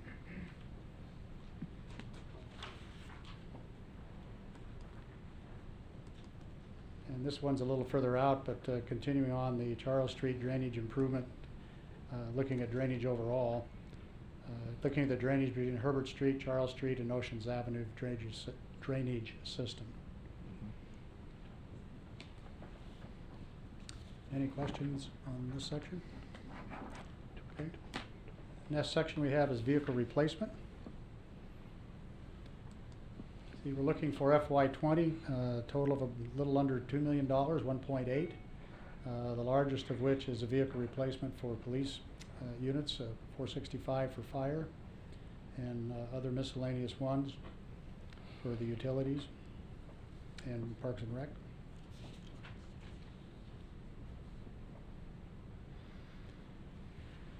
Have we decided to lease instead of buy the Harleys? Yes, sir. Okay. We've taken a look at that. And we're comfortable with the maintenance agreements? That is going out for bid short. You're talking about the lease for the Harleys? Is that what you're looking at? Yes, that, Yeah. intent to bid should be going out, if it hadn't today, tomorrow. Okay. The police units are replacing 12 vehicles in FY20, 10 for police patrol vehicles and 2 for detective, and replacing the motorcycle fleet with leased Harleys. In the July 16th meeting, there'll be a budget resolution coming to council for appropriation of the 505 fund monies for the lease program. Depending on when the intent to bid comes in the process, there's a good chance we may be able to do that this year. And so we wanted to make sure that the funding was available this year. If not, it would roll over to next year. Jake, Yes, sir. back to the list of vehicle replacement. I don't see any asterisks next to these. Am I to assume these are all unfunded, or these are all funded? This is 505 lease and replacement. So we buy a vehicle and we start paying forward for the next vehicle. If you recall, like as a for instance, if we press the I believe button that we're going to say yes to another police officer just for the sake of discussion. Well, with that police officer comes training, uniforms, and a vehicle. So you'll suck up the cost of that entire vehicle the year we buy the cop, and then we start paying into the 505 fund for his replacement vehicle in X amount of years, depending on our historical use and abuse of those vehicles. So, so this stuff is all paid for because we're paying it forward for the next one. Thanks. Yes, sir. Are the vehicles at Cypress Head the golf carts? The golf carts are, No? Yeah, they, right. Oh, you're talking here? Yeah. Got it. No. We just did replace the golf carts this year, so they're on a 3-year cycle. Okay, so how many vehicles does Cypress Head have assigned? Right off the top of my head, How many staff are assigned from City of Port Orange? there are no city. No city, Port Orange. That's what I thought, so I'm wondering why we're providing vehicles. Equipment is ours. We own all the equipment at 7%. Okay, City owns all the stock. and so our contractor gets to drive city vehicles?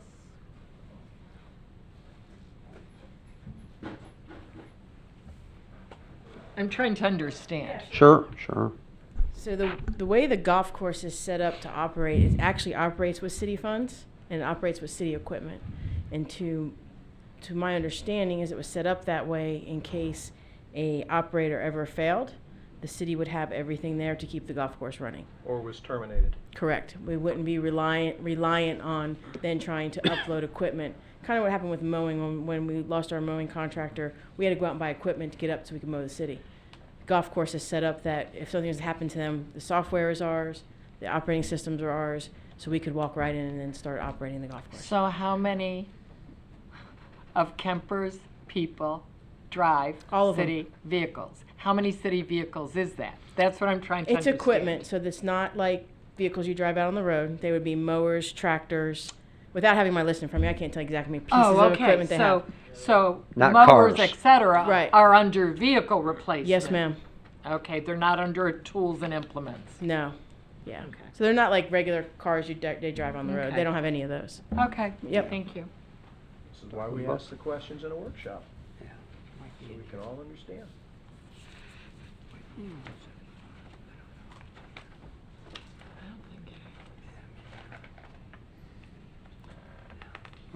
Council and Mayor and Council, this is the same list that we had provided at the last workshop we did on the general fund.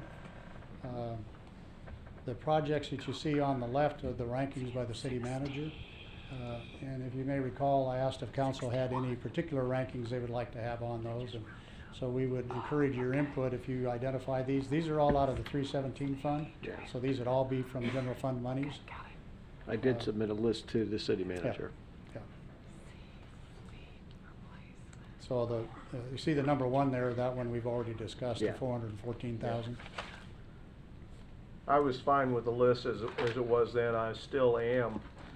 I'm not certainly fine with all of the numbers, but, Well, wait till you get to page 2. yeah, I Total know. 4.1 million. Can Lynn's people do HVAC? The drainage guy. So somebody said, can the drainage guys mow one year?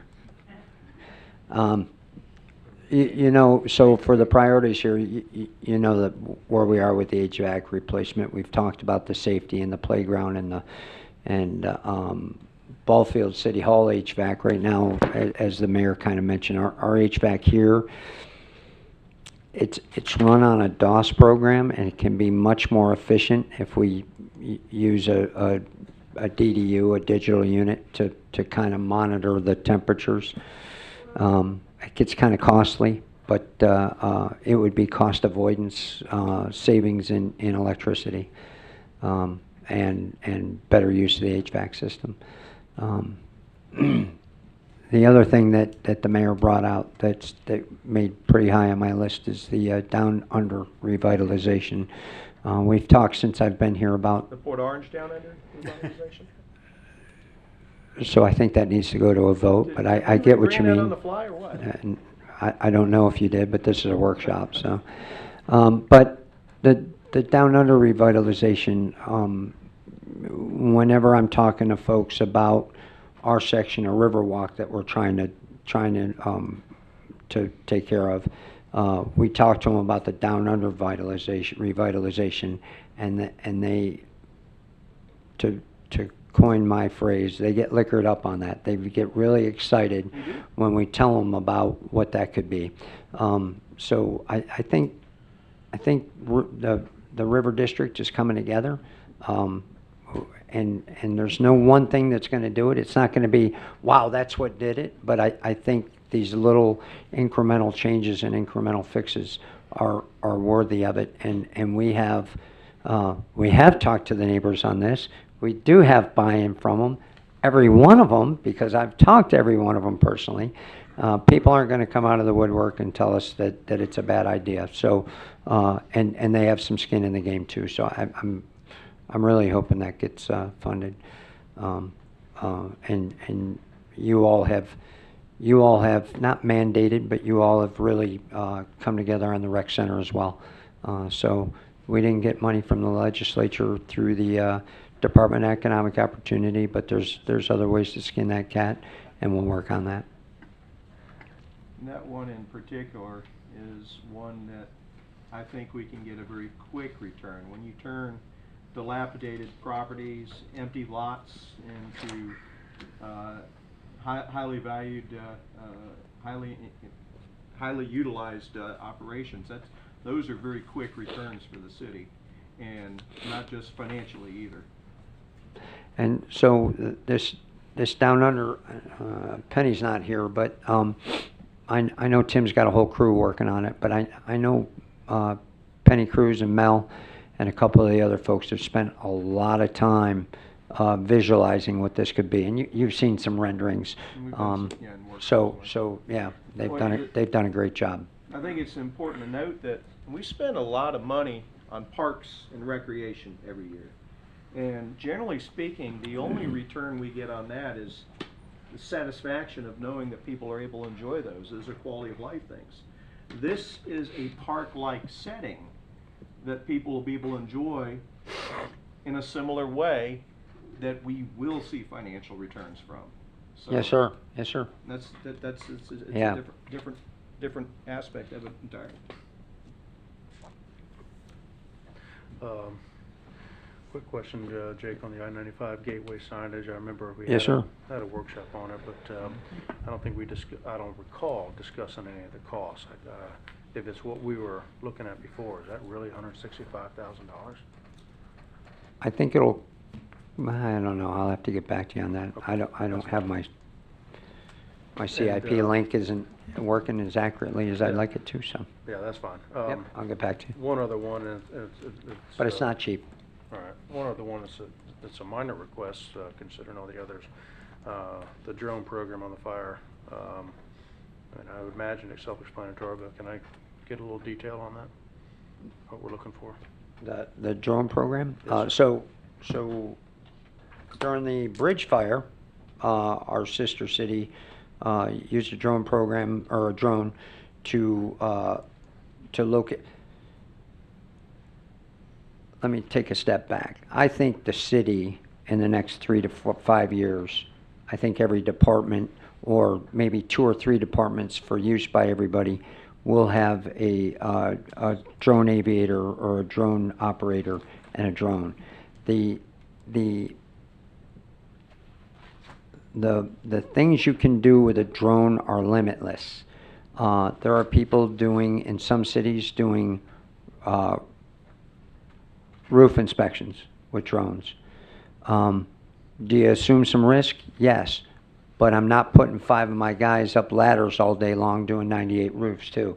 There are, during the bridge fire, the drone helped them determine where the fire was and how best to attack it.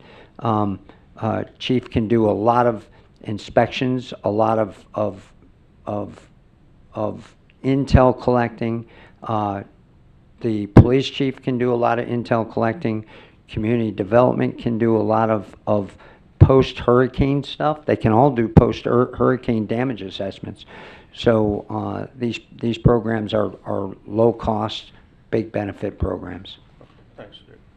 But there are obviously licensure FAA guidelines. We are close to other airports, Spruce Creek fly-in, less so New Smyrna, but the flight path at Daytona. So we're not just going to buy one until somebody start flying. Okay. Mayor, that concludes our presentation for this evening. I would like to thank my budget manager, Lupe, and Kevin, her budget analyst there. They did a remarkable job in putting together a lot of information in a short period of time. And what you see tonight is a result of that great effort that they put together, and I'd like to personally thank them. Yeah. And We also... Scott, real quick, Council, for those of you that don't know, Lupe took Lisa Palante's place and Kevin took Nadia's place. So they stepped in and got fed via fire hose and have spent way too much time here learning the program. So they have done a phenomenal job, and I thank you both for what we have yet to do is in addition to what we've done. So thanks.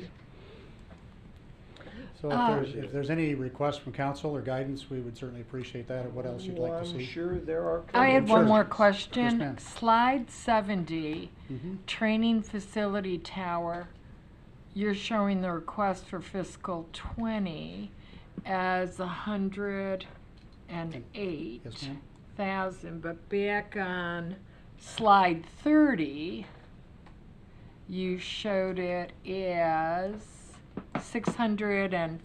655,000 in Yes, ma'am. fiscal year 20. Is the difference between 655 is the total cost, and you're just showing year one? What's So Well, th- that this makes is, us a different fund so from this, that. you're looking at total, and he's gonna, well, don't go to the fire slide, fund. but the fire slide, the 317, Okay. the 317 fund, Councilwoman Ford, is the fund that directly hits the general fund. This is your, that's the this is general your, fund? this is your millage slide. Okay, So but 655 is the total of the project. 650. 180 but of where's it. the rest of the money coming from? If you recall the fire slide impact fees, Okay. when we had the, couldn't you use impact fees for, we have it we have that 655 earmarked for the training tower. Now, the training tower as it stands now is going into a place that's currently occupied. So until I get Lynn Stevens and her crew out of that space, I can't put the training tower there for that price.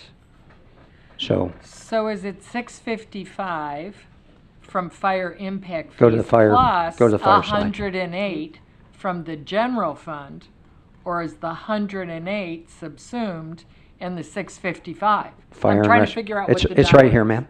It's right here. You can go to page 67 on your detail.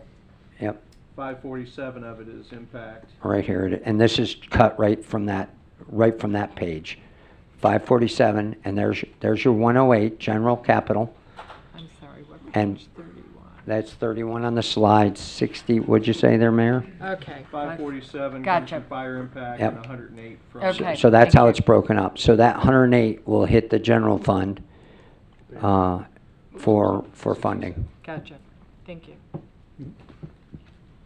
And if we can't find a suitable location in 20 and get Lynn and her folks, or just the stuff out of there, then this will probably have to push till 21 unless we find a different place.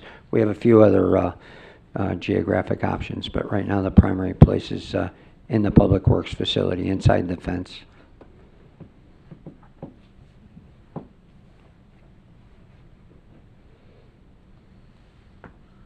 Once you go back to the, was it page 71 slide?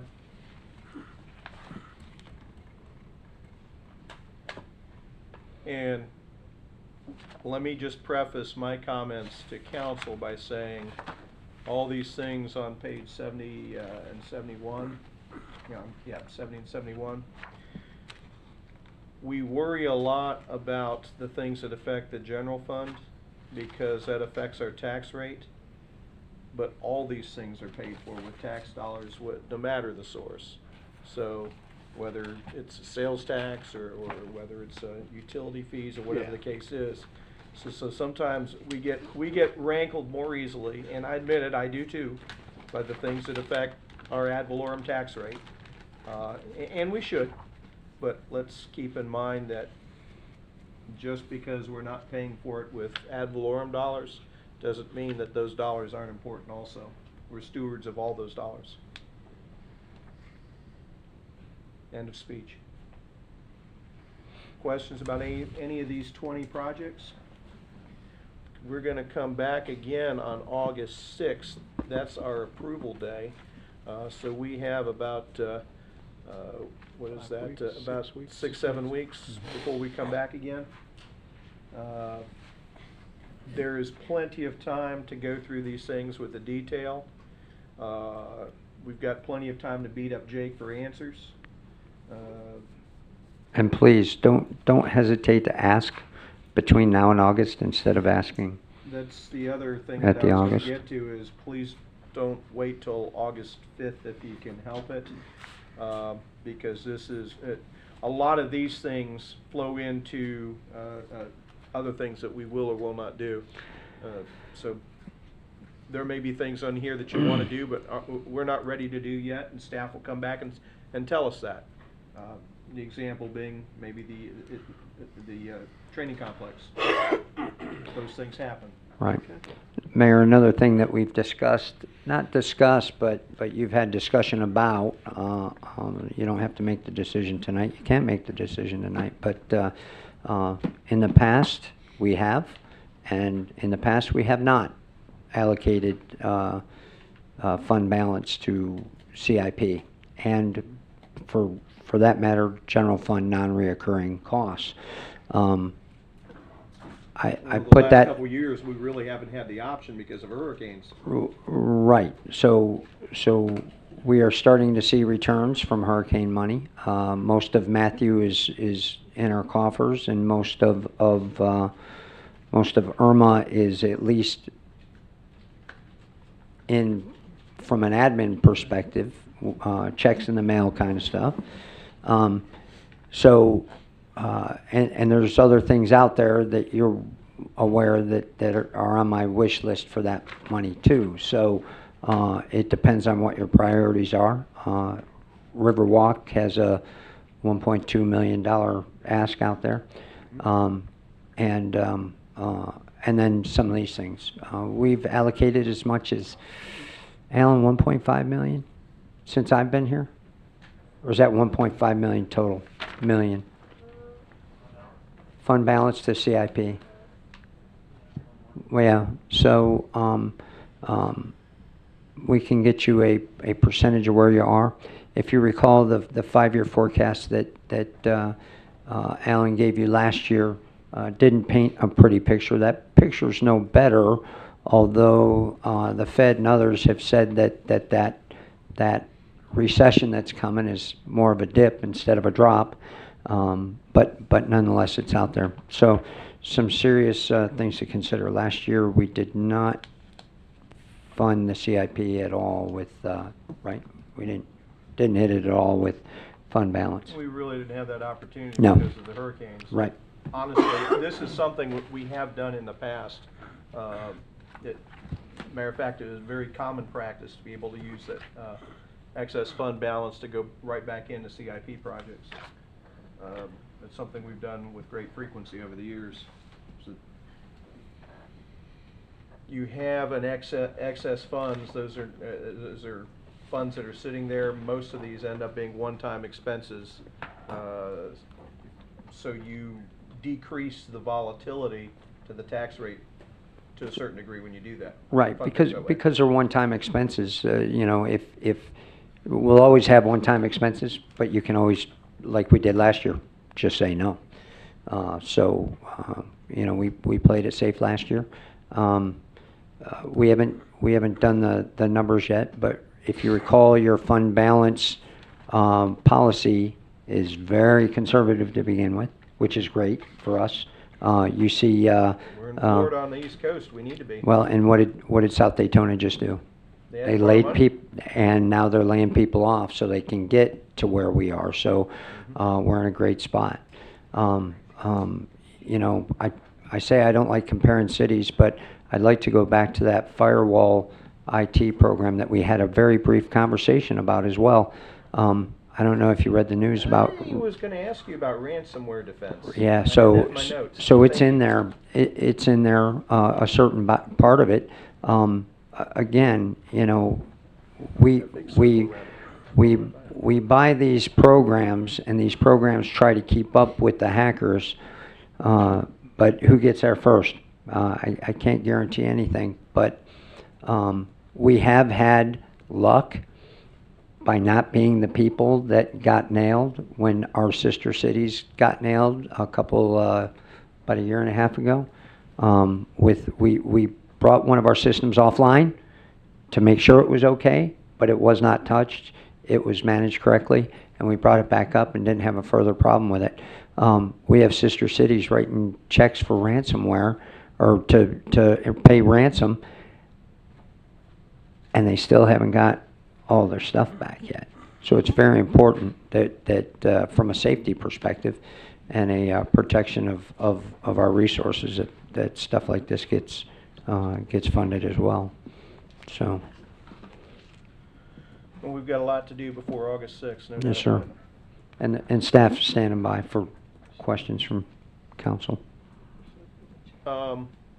I would certainly like, if you don't mind, gentlemen, ladies, between now and August 6th, if you set some time on the calendar with Jake and appropriate staff people, I would assume finance, and I'd like you to meet with all 5 of us individually. Absolutely.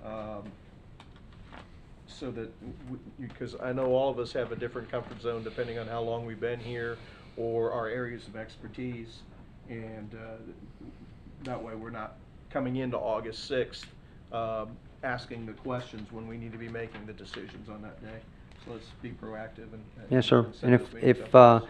if you all determine we need another meeting to, round up, after I get this list back out with the priorities, after I talk to so I need to talk to my department heads, and we need to hash out a few of these and whatnot, and then I'll get it out to you. If we need to come back for at the tail end of a regular meeting or tail end of another workshop, we can gladly wrap Give you a up some couple things weeks in the and public Start those meetings. somewhere in July. Okay. Remember, we're gonna be hashing out the general fund too, so we can, if we have any skin left on our behinds after that, we can go into the CIP after the general fund. Okay. So, yeah. Remind council that this week, we've been working with the departments and the city manager going over their budgets, and we'll finish that up the end of this week. And then the 1st of July, we get our final Right. numbers from the auditor, from the assessor. Yep. So July 1st. So we'll be able to crank that into the general fund revenues then. We were up, what, roughly 8%, I think it was, you said? 7.9, I believe it was. Yeah, and one thing that I was reassured by is that even though we had a healthy increase, we were not in the top 3. And sometimes when you have the biggest increase, when things go south, you also have the biggest drops. So there's some reassurance in that. Questions? Scott, anything? Just a couple comments for Jake and his staff. So as we get kind of closer to the end here with looking at the CIP and especially particularly the projects to fund for the coming fiscal year, some of the things that I'm going to want to hear about and that Jake or staff can comment on is one, project timelines. Realistically, do we foresee certain projects that we say we can accomplish and get done next year? Are we really able to get them done next year, or those timelines more questionable? The other thing are project cost. Overall, one of the concerns that I have that I think we've seen a pattern of in the last 2 or 3 years particularly is that project timelines can't keep pace with cost increase of materials and getting some of these types of projects done. I know we see that talk about it a lot at the TPO meetings, and it just seems like the pace at which it tries to, with all good intentions, to try to forecast a timeline and a reasonable budget that by the time we get there, some of these projects are 25, 30, 35% more than anticipated. So I just want to make sure that staff is realistically projecting out these based on recent historic, numbers and trends, so to speak. And I know that, Trends. Yeah. that can change tomorrow, right? I mean, if the economy starts doing poorly and we have a bit of a downturn, then a lot of these projects you can probably get done a little bit cheaper. When the things are booming and there's a lot of growth going on in our state, it's hard to get. We see that with our bids. We don't get a lot of bids for a lot of types of projects, so the competition's not really there. The prices, I think, tend to go up. So just some discussion on that as we get a little bit closer would be appreciated. And then also taking a look at what kind of projects do we have that we might want to look at bundling them together and maybe rearranging them and moving them a little bit on our CIP timeline if there's savings to truly be had.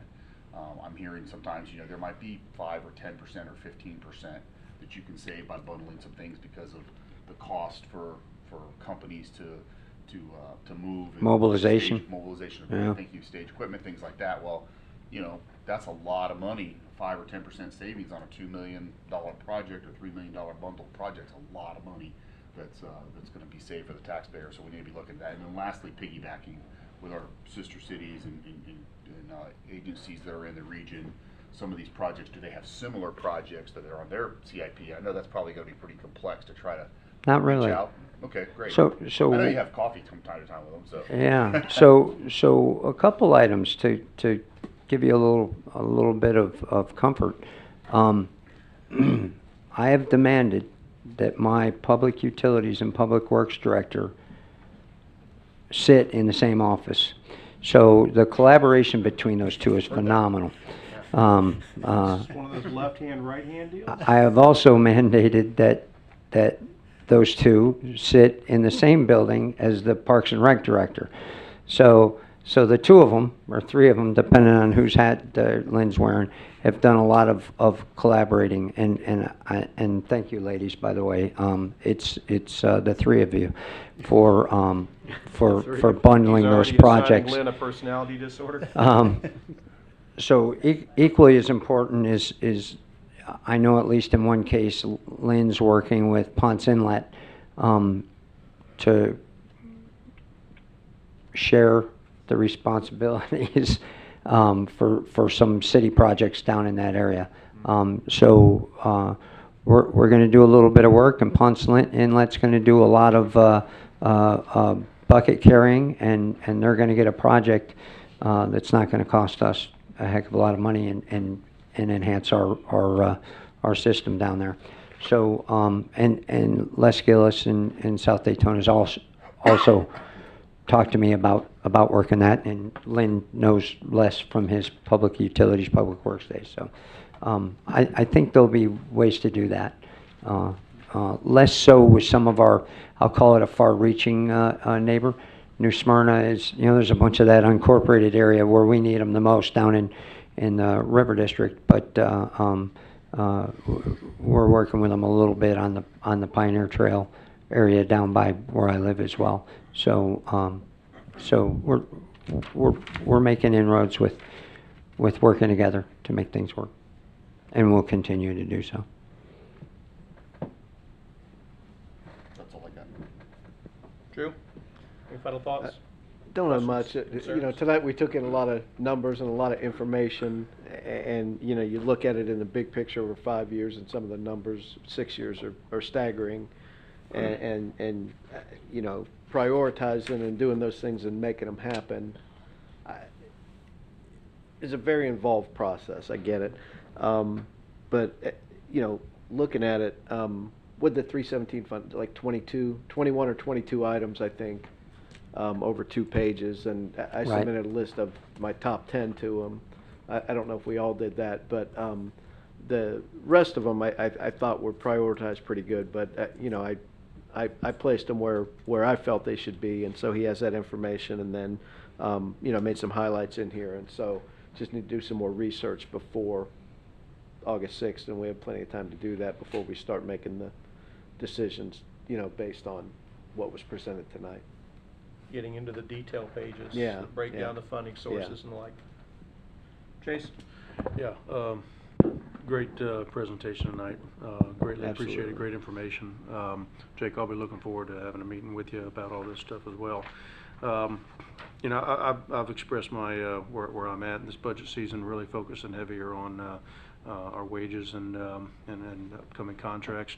I'm going to be a hard sell for a lot of this stuff. Nevertheless, what I would like to do, Jake, you know, a lot of the questions that have been asked, you know, really has a lot to do with the, you know, the future look of the city. You know, we've talked about doing a smart growth workshop upcoming. Yes, sir. You know, with that, I'd like to, you know, we're not going to be able to get all that done by the time we make these decisions, of course. However, this will help going forward. I'd like to have, in addition to probably more like a series of workshops, you know, with the multiple phases we're looking at, a real in-depth look at where we're at with Riverwalk,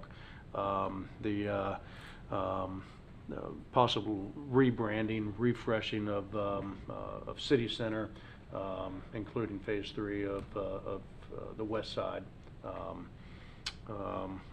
expansion of Karasi. And I don't think we can get all of those in one workshop because it's such a good, such a big thing. But I'd like possibly a vision casting series of workshops, if you will, to that. So and some of that might include vertical building as well.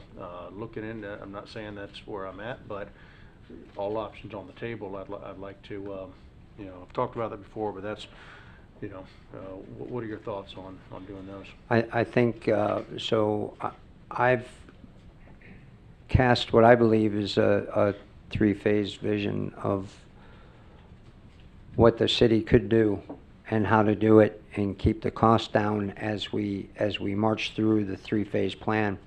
I've heard feedback from you. I've heard interest from others. But anything deeper than that will take money and time to look at. And I haven't got a clear mandate that three-phase plan is something that council is willing to move forward into a serious discussion about. If that's the intent, and tonight's not the time to do it, but if that's the intent, I definitely can do that. But I think I need to probably get I don't think did the three. I owe you that still, don't I? The three-phase plan from the. So let me get Councilwoman Ford up to date, so she doesn't. So she's at least caught up because there's not much to it.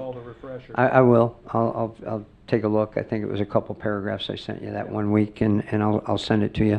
And then Councilwoman Ford and I can sit down and chat about her thoughts and concerns about it at this early stage, and then we'll bring it to council. And if you say it sounds at least worth exploring, then we'll throw some time and energy into it. Individually, that I was Yes, sir. interested, Yes, but sir. I didn't want to get too far ahead of ourselves until council got Yeah. back up to full strength. Sure. And yeah, and There we are. we're there, and in the throes of budget season. But yeah, we'll get something going. And I concur. It's not a one workshop deal. It's a couple days. Oh, yeah. So Marilyn?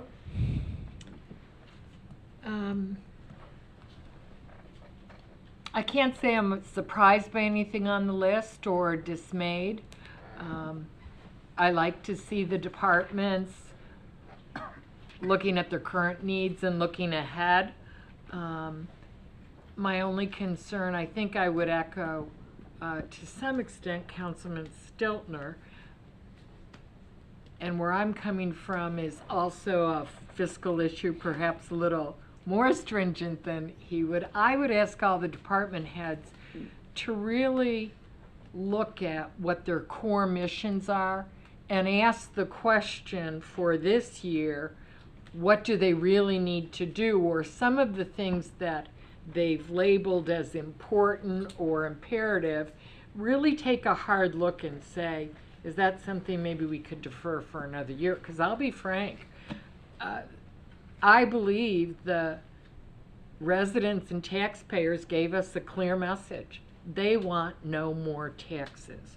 And when you look at the fact that Port Orange has continued to grow and we've had a rise we will have a rise in our taxes.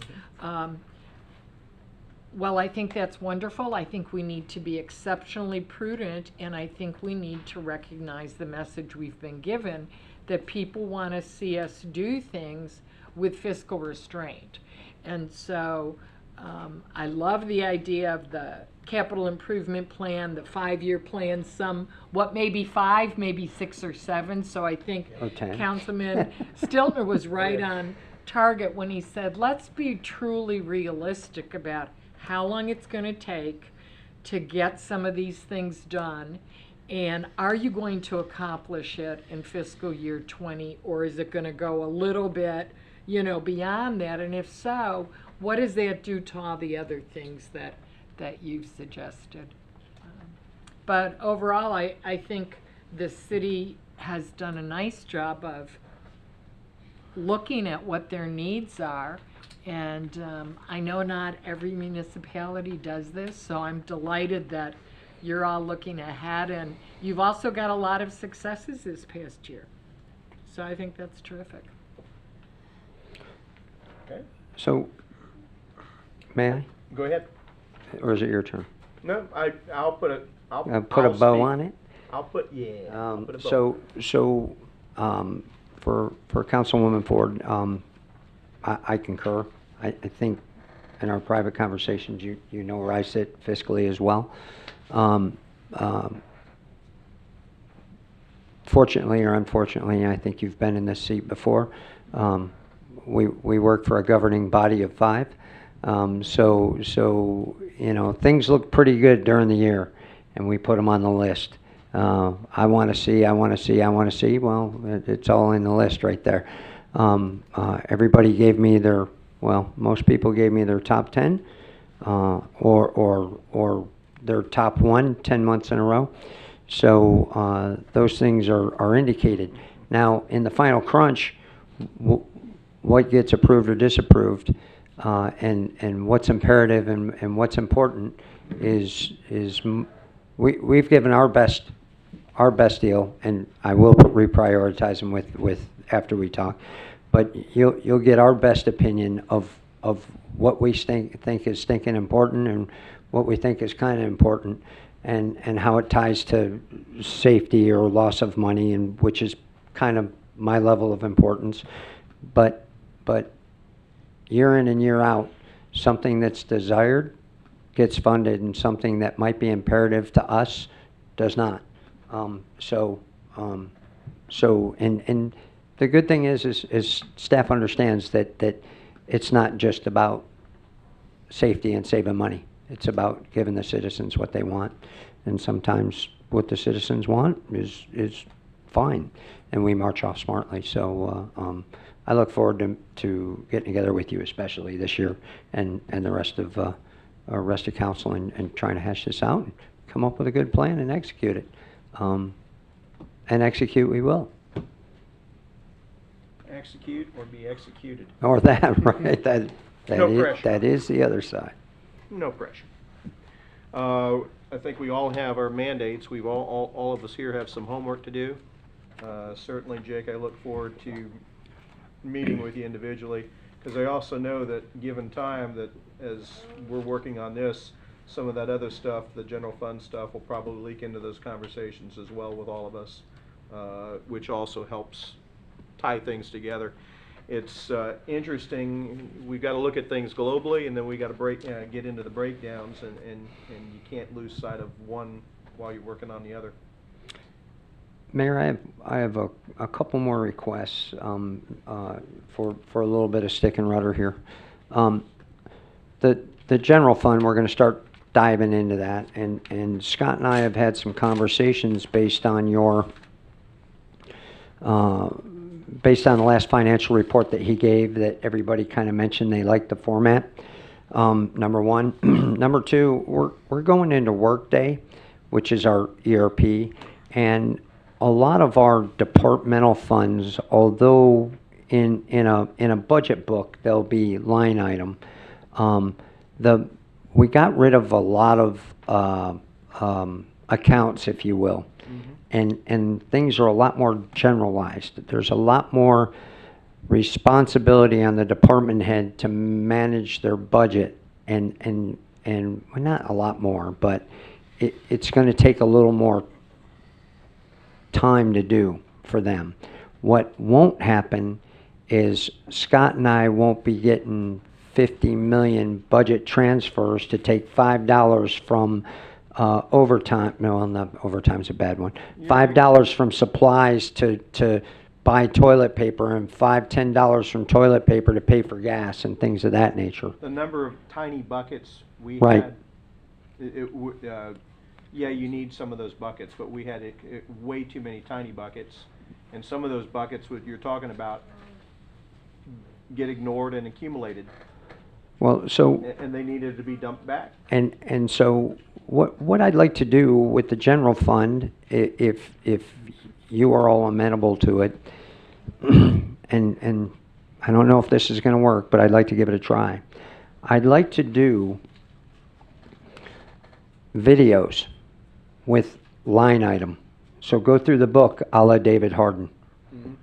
Next thing, blah, blah, blah, blah, blah, blah, it's going down 10% because of this, or it's going up 5% because of this. The cost of paper went up by a nickel. They used 250 pieces. I don't want to do that at a council meeting. I want to provide videos on the website for anybody that wants that line item detail. And I want to brief on a higher level so we don't get mired down. If community development, for instance, their overall budget goes up 1.2% because building does more inspecting, and I can articulate that. Do we really want to get into the details about how much paper they're buying and how much their copier costs, which are concerns of mine, concerns of Tim's and the department heads, but are not traditionally concerns of council? Do you have the right to know? I think the public has the right to know as well. But on these videos, it will go line by line. But at a public meeting, we can go high level, like most other cities do, and get to the nitty gritty of why departments are spending the X amount of dollars more, which, by the way, is how Workday is going to manage it. Over to you for your thoughts.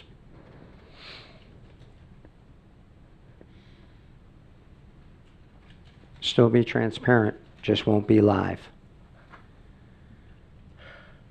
I don't want to sit here on this dais decide who needs how many paper clips. I really don't.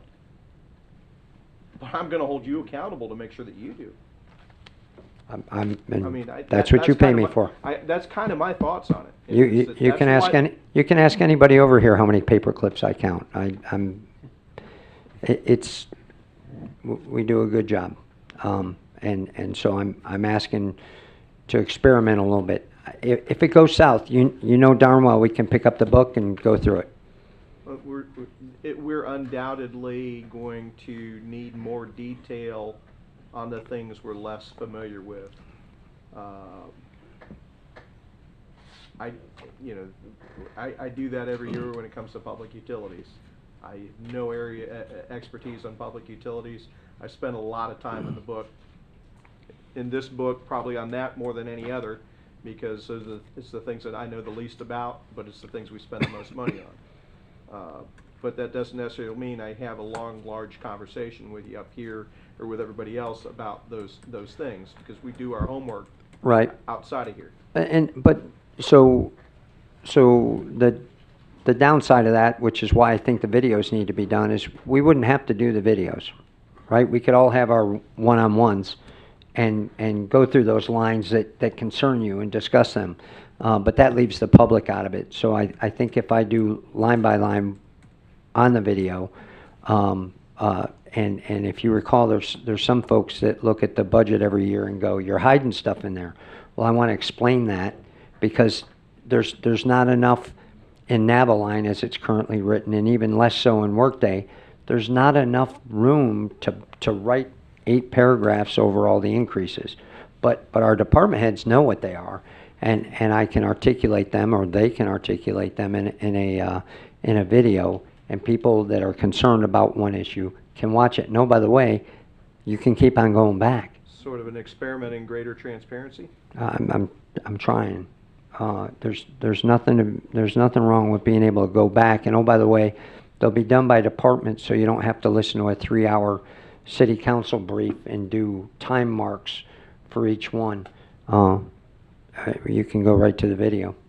So I'd like to experiment with it. And like I said, if it fails on September 28th, we can do a line by line and maybe not that late in the game. Well, my and do it. reaction would be, how efficient is it for every department head to have to do a video? You Wouldn't may- it be much more efficient? They presumably have put thought into their budget. You're responsible for it. Right. Why go through that? I like transparency, but when a question comes from a citizen, at that point, you could video it. Why should they have to video every single thing? They've got other important work to do. And Are you videoing what you're already doing, or are you? Ma'am, I love what you're saying. So traditionally, and we're getting away from this, but traditionally, less and less so every year, but traditionally, we end up doing line item stuff. And I would like to continue the trend to get away from it, but I do not want to cut the public out and make it appear that I'm all smoke and mirrors. These aren't the droids you're looking for. I want to be able to explain it. And yes, our staff, at least once to me, we do line item. As a matter of fact, all today, we did line item, and I asked for gross abnormalities, anything above 5% plus or minus. Explain it to me. And they did, every one of them. That's because of that, that's because of that, that's because of that. That went down 100% because it's moved over to here. They got it. It took, Public Utilities, Public Works took 2 hours. That was painful. But Finance took 20 minutes, well, an hour because we talked philosophically, but about 20 minutes. but I guess that's my point. If it's 2 hours for Public Works, There was a lot of discussion. There wouldn't be discussion. But that's time that could be spent other ways.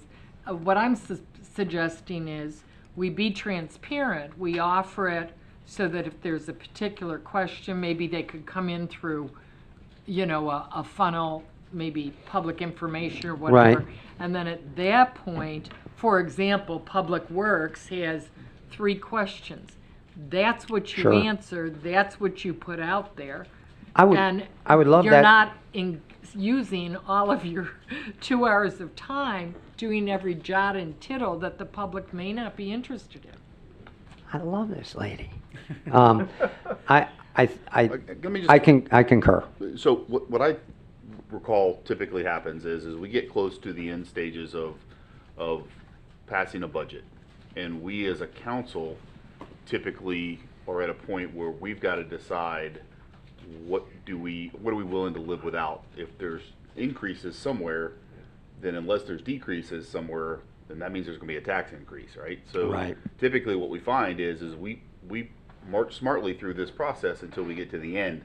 And then when the numbers don't align enough for us to establish a budget, we as a council then are faced with, okay, we got to start going through this line by line and figure out what are we going to do without. Something's got to go if something else is coming in or if there's an increase. That's just how it's going to work, or we're going to have to settle on a tax increase or what have you. So that's typically what happens is then we get to that final late hour, and now we are in the line by line mode, so to speak, deciding, okay, 3 out of 5, we got to decide what are we cutting, what are we going to do without, and that's where that line by line information comes into handy, and whether that's in a video or staff members up here and us hashing it out and debating it out, we seem to get through it each and every year, but I think that's what I typically recall. It is. Where that knowledge comes in, and I think Councilwoman Ford is right. I don't know that a lot of folks in the general public are interested in the little, micro facts there. But at some point, when we're talking dollars, we as a council are going to have to say, okay, we gotta let that go, right? Or we're gonna cut that, or we're not gonna approve this, or whatever those tasks may be, because I know we've kind of bounced back and forth as to whether or not do we put that on the city manager's shoulders, or do we make that, decision collectively as a group and bear the weight of that. And every year we kind of bounce back and forth a little bit about where we go with that. I know that presents some frustration for the city manager and his staff, and somehow we still always manage to get through it, and it comes out to Right. be a pretty good. I do like it Scope when of we work, keep that so. conversation in relation to programs, items. You know, I don't, Sure. the conversation about the paper and clips and the paper and the copiers, you should have that at your level and bring us a finished product. I agree. But when we're talking about staffing and programs and things like that, those are true policy decisions. Those do belong Right. with us. And I don't feel comfortable punting my responsibility. This is the number I want to be at. Bring it back to me and make it happen. I've abdicated my responsibility to make those decisions when it comes to programs, and I don't want to do that. I will certainly I will tell you what I think we need to be at. I would like to be as close to rollback as is feasibly possible, and I would expect that you bring a budget forward with recommendations and reasons why or why not or whatever, and then we make those decisions. But you're working in that framework. Right. And if you know the framework in which you're working in, you should be able to bring us something that's reasonable and palatable. And there's always the unforeseen. Sure. We get that. Sure. There are always the things that we need to do that ADA has come with a big sticker shock. Mm-hmm. But the cost of not doing it is even greater, and we all know that. But I would think that we need to be able to make those policy decisions Well, and- here at this level. And like you said to me before, the ADA transition plan, it's also the right thing to do, Sure. which we've talked about before. Jake, for my clarification, Scott talked about those lists we go through, and he's right. I didn't get a sense that that's what you were talking about, though. So clarify, were you talking about making videos for those big ticket items that we debated? Remember- Or the Remember the smaller? the book? Remember sitting down and going Yeah. through the book line by line and describing each one? Mhm. I don't want to do that. I want to do it once, not 5 separate times and then once in public. And you know, I want to get out of that business. And Councilwoman Ford, I'm pretty excited to not do it if you all are comfortable with it. And stick with high level and ask pointed questions and rely on the public to, if they're that interested, read the book and come forth and ask those same questions just like you all do. Or give them to me via email or. I think our commitment to allowing the public to participate and ask questions throughout this whole process is going to it's going to hold strong. And so as you had mentioned, if we give the public an opportunity to ask questions with no immediate need for a reply, knowing that when we brief the budget, I will take, just kind of like we did with the Halifax Trail, we'll take all those questions and answer them in the public meeting. So the rest of the world can hear what the answer is instead of replying one by one. So we'll pull the questions in and just answer just like you all do, because some people might have more than 3 minutes worth of questions. I don't want those questions to go unanswered. I want to be able to answer them all. So got it. I'm clear on where we're going to go. Okay. I think. I'll know the Until first you time talk I've. to us all individually tomorrow. Right. You know, in August? Yeah, right. Yeah, September 28th. All right. What else comes before us this evening? Anything? Yes, sir. Kind of a drive-by. We're experiencing a lot of stress on weekends from the sister city ambulances. A couple of them have spent not a lot of time, but a little bit of time on weekends in Port Orange. I know that was a concern of yours as part of the decision-making process to get ambulance in here. We have looked at our overtime budget, and we have a little bit of wiggle room to do probably 90 days or maybe a little bit longer, so June, July, August, September, pretty much till October 1st, to do 7-day ambulance. So increase the add 12 hours a day, Saturday and Sunday. Indications are that we could increase our revenue by a bit. Not to say that that's the business we're in, but we're missing out on some weekend revenue by taking those days off. And I'm inclined to start doing 7-day ambulance.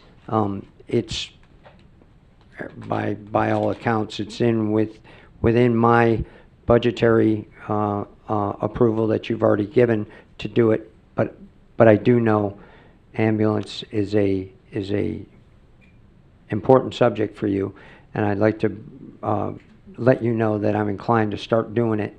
I don't want to do it and then stop, because part of the CARE program that we arranged, and it was a partnership with the county and the sister cities, is that we not jerk people around by jumping in and jumping out. 7 days, 5 days, 3 days. I'm in today, I'm out today. So I would like to do it for the next 90 days, unless our overtime budget starts to come close. Then we'll work with the county and tell them why we got to drop out. But I'd like to According to continue what it you through just October sent us, 1st. We're only using 2/3 of the overtime budget. Right. That we, and our revenue projections far exceed, So almost twice as we much. we have and we could do better than that. So Is it gonna be the same hours or different hours on the weekend? same hours. the 8 to 8. Yep. Now, the only question you and I talked about this the other day I had was, are we overextending our people to do it? So, as Chief was explaining it, there's some people that have come back online and freed up a little bit of capacity. They aren't opposed. Chief's not opposed, and it's an opportunity on the weekends. As long as we're not burning out our people. Right, and we'll let you know if it comes to that. This is currently budgeted to handle this. We Yeah. didn't budget for it, but we're seeing you have capacity it. enough that I won't have to ask for more money to Do make it. more I money. like it. It's within the Your current budget. transporting revenue is twice what it was projected, and your overtime expenditure is only 2/3 of what we budgeted. Do it. Yeah, we'll increase from 3.42 patients per 12-hour shift to 4.5 transports a day estimated. So, Sounds good. I take that back. That's a 24-hour shift. 20 That's a 24-hour shift. We're looking at 3.42 per day, 7 days. 7 days a week, that's right. Yep, As opposed to the 1.68 or whatever it was we originally projected. that's right. So I'm going to move forward unless I get the woo, I'm Nelly. good. Okay? That's all I have. Anything else come before us this evening? No, sir. No deep breaths? Nope. All right. Ladies and gentlemen, have a good evening. Thank you. Thank you, Mayor.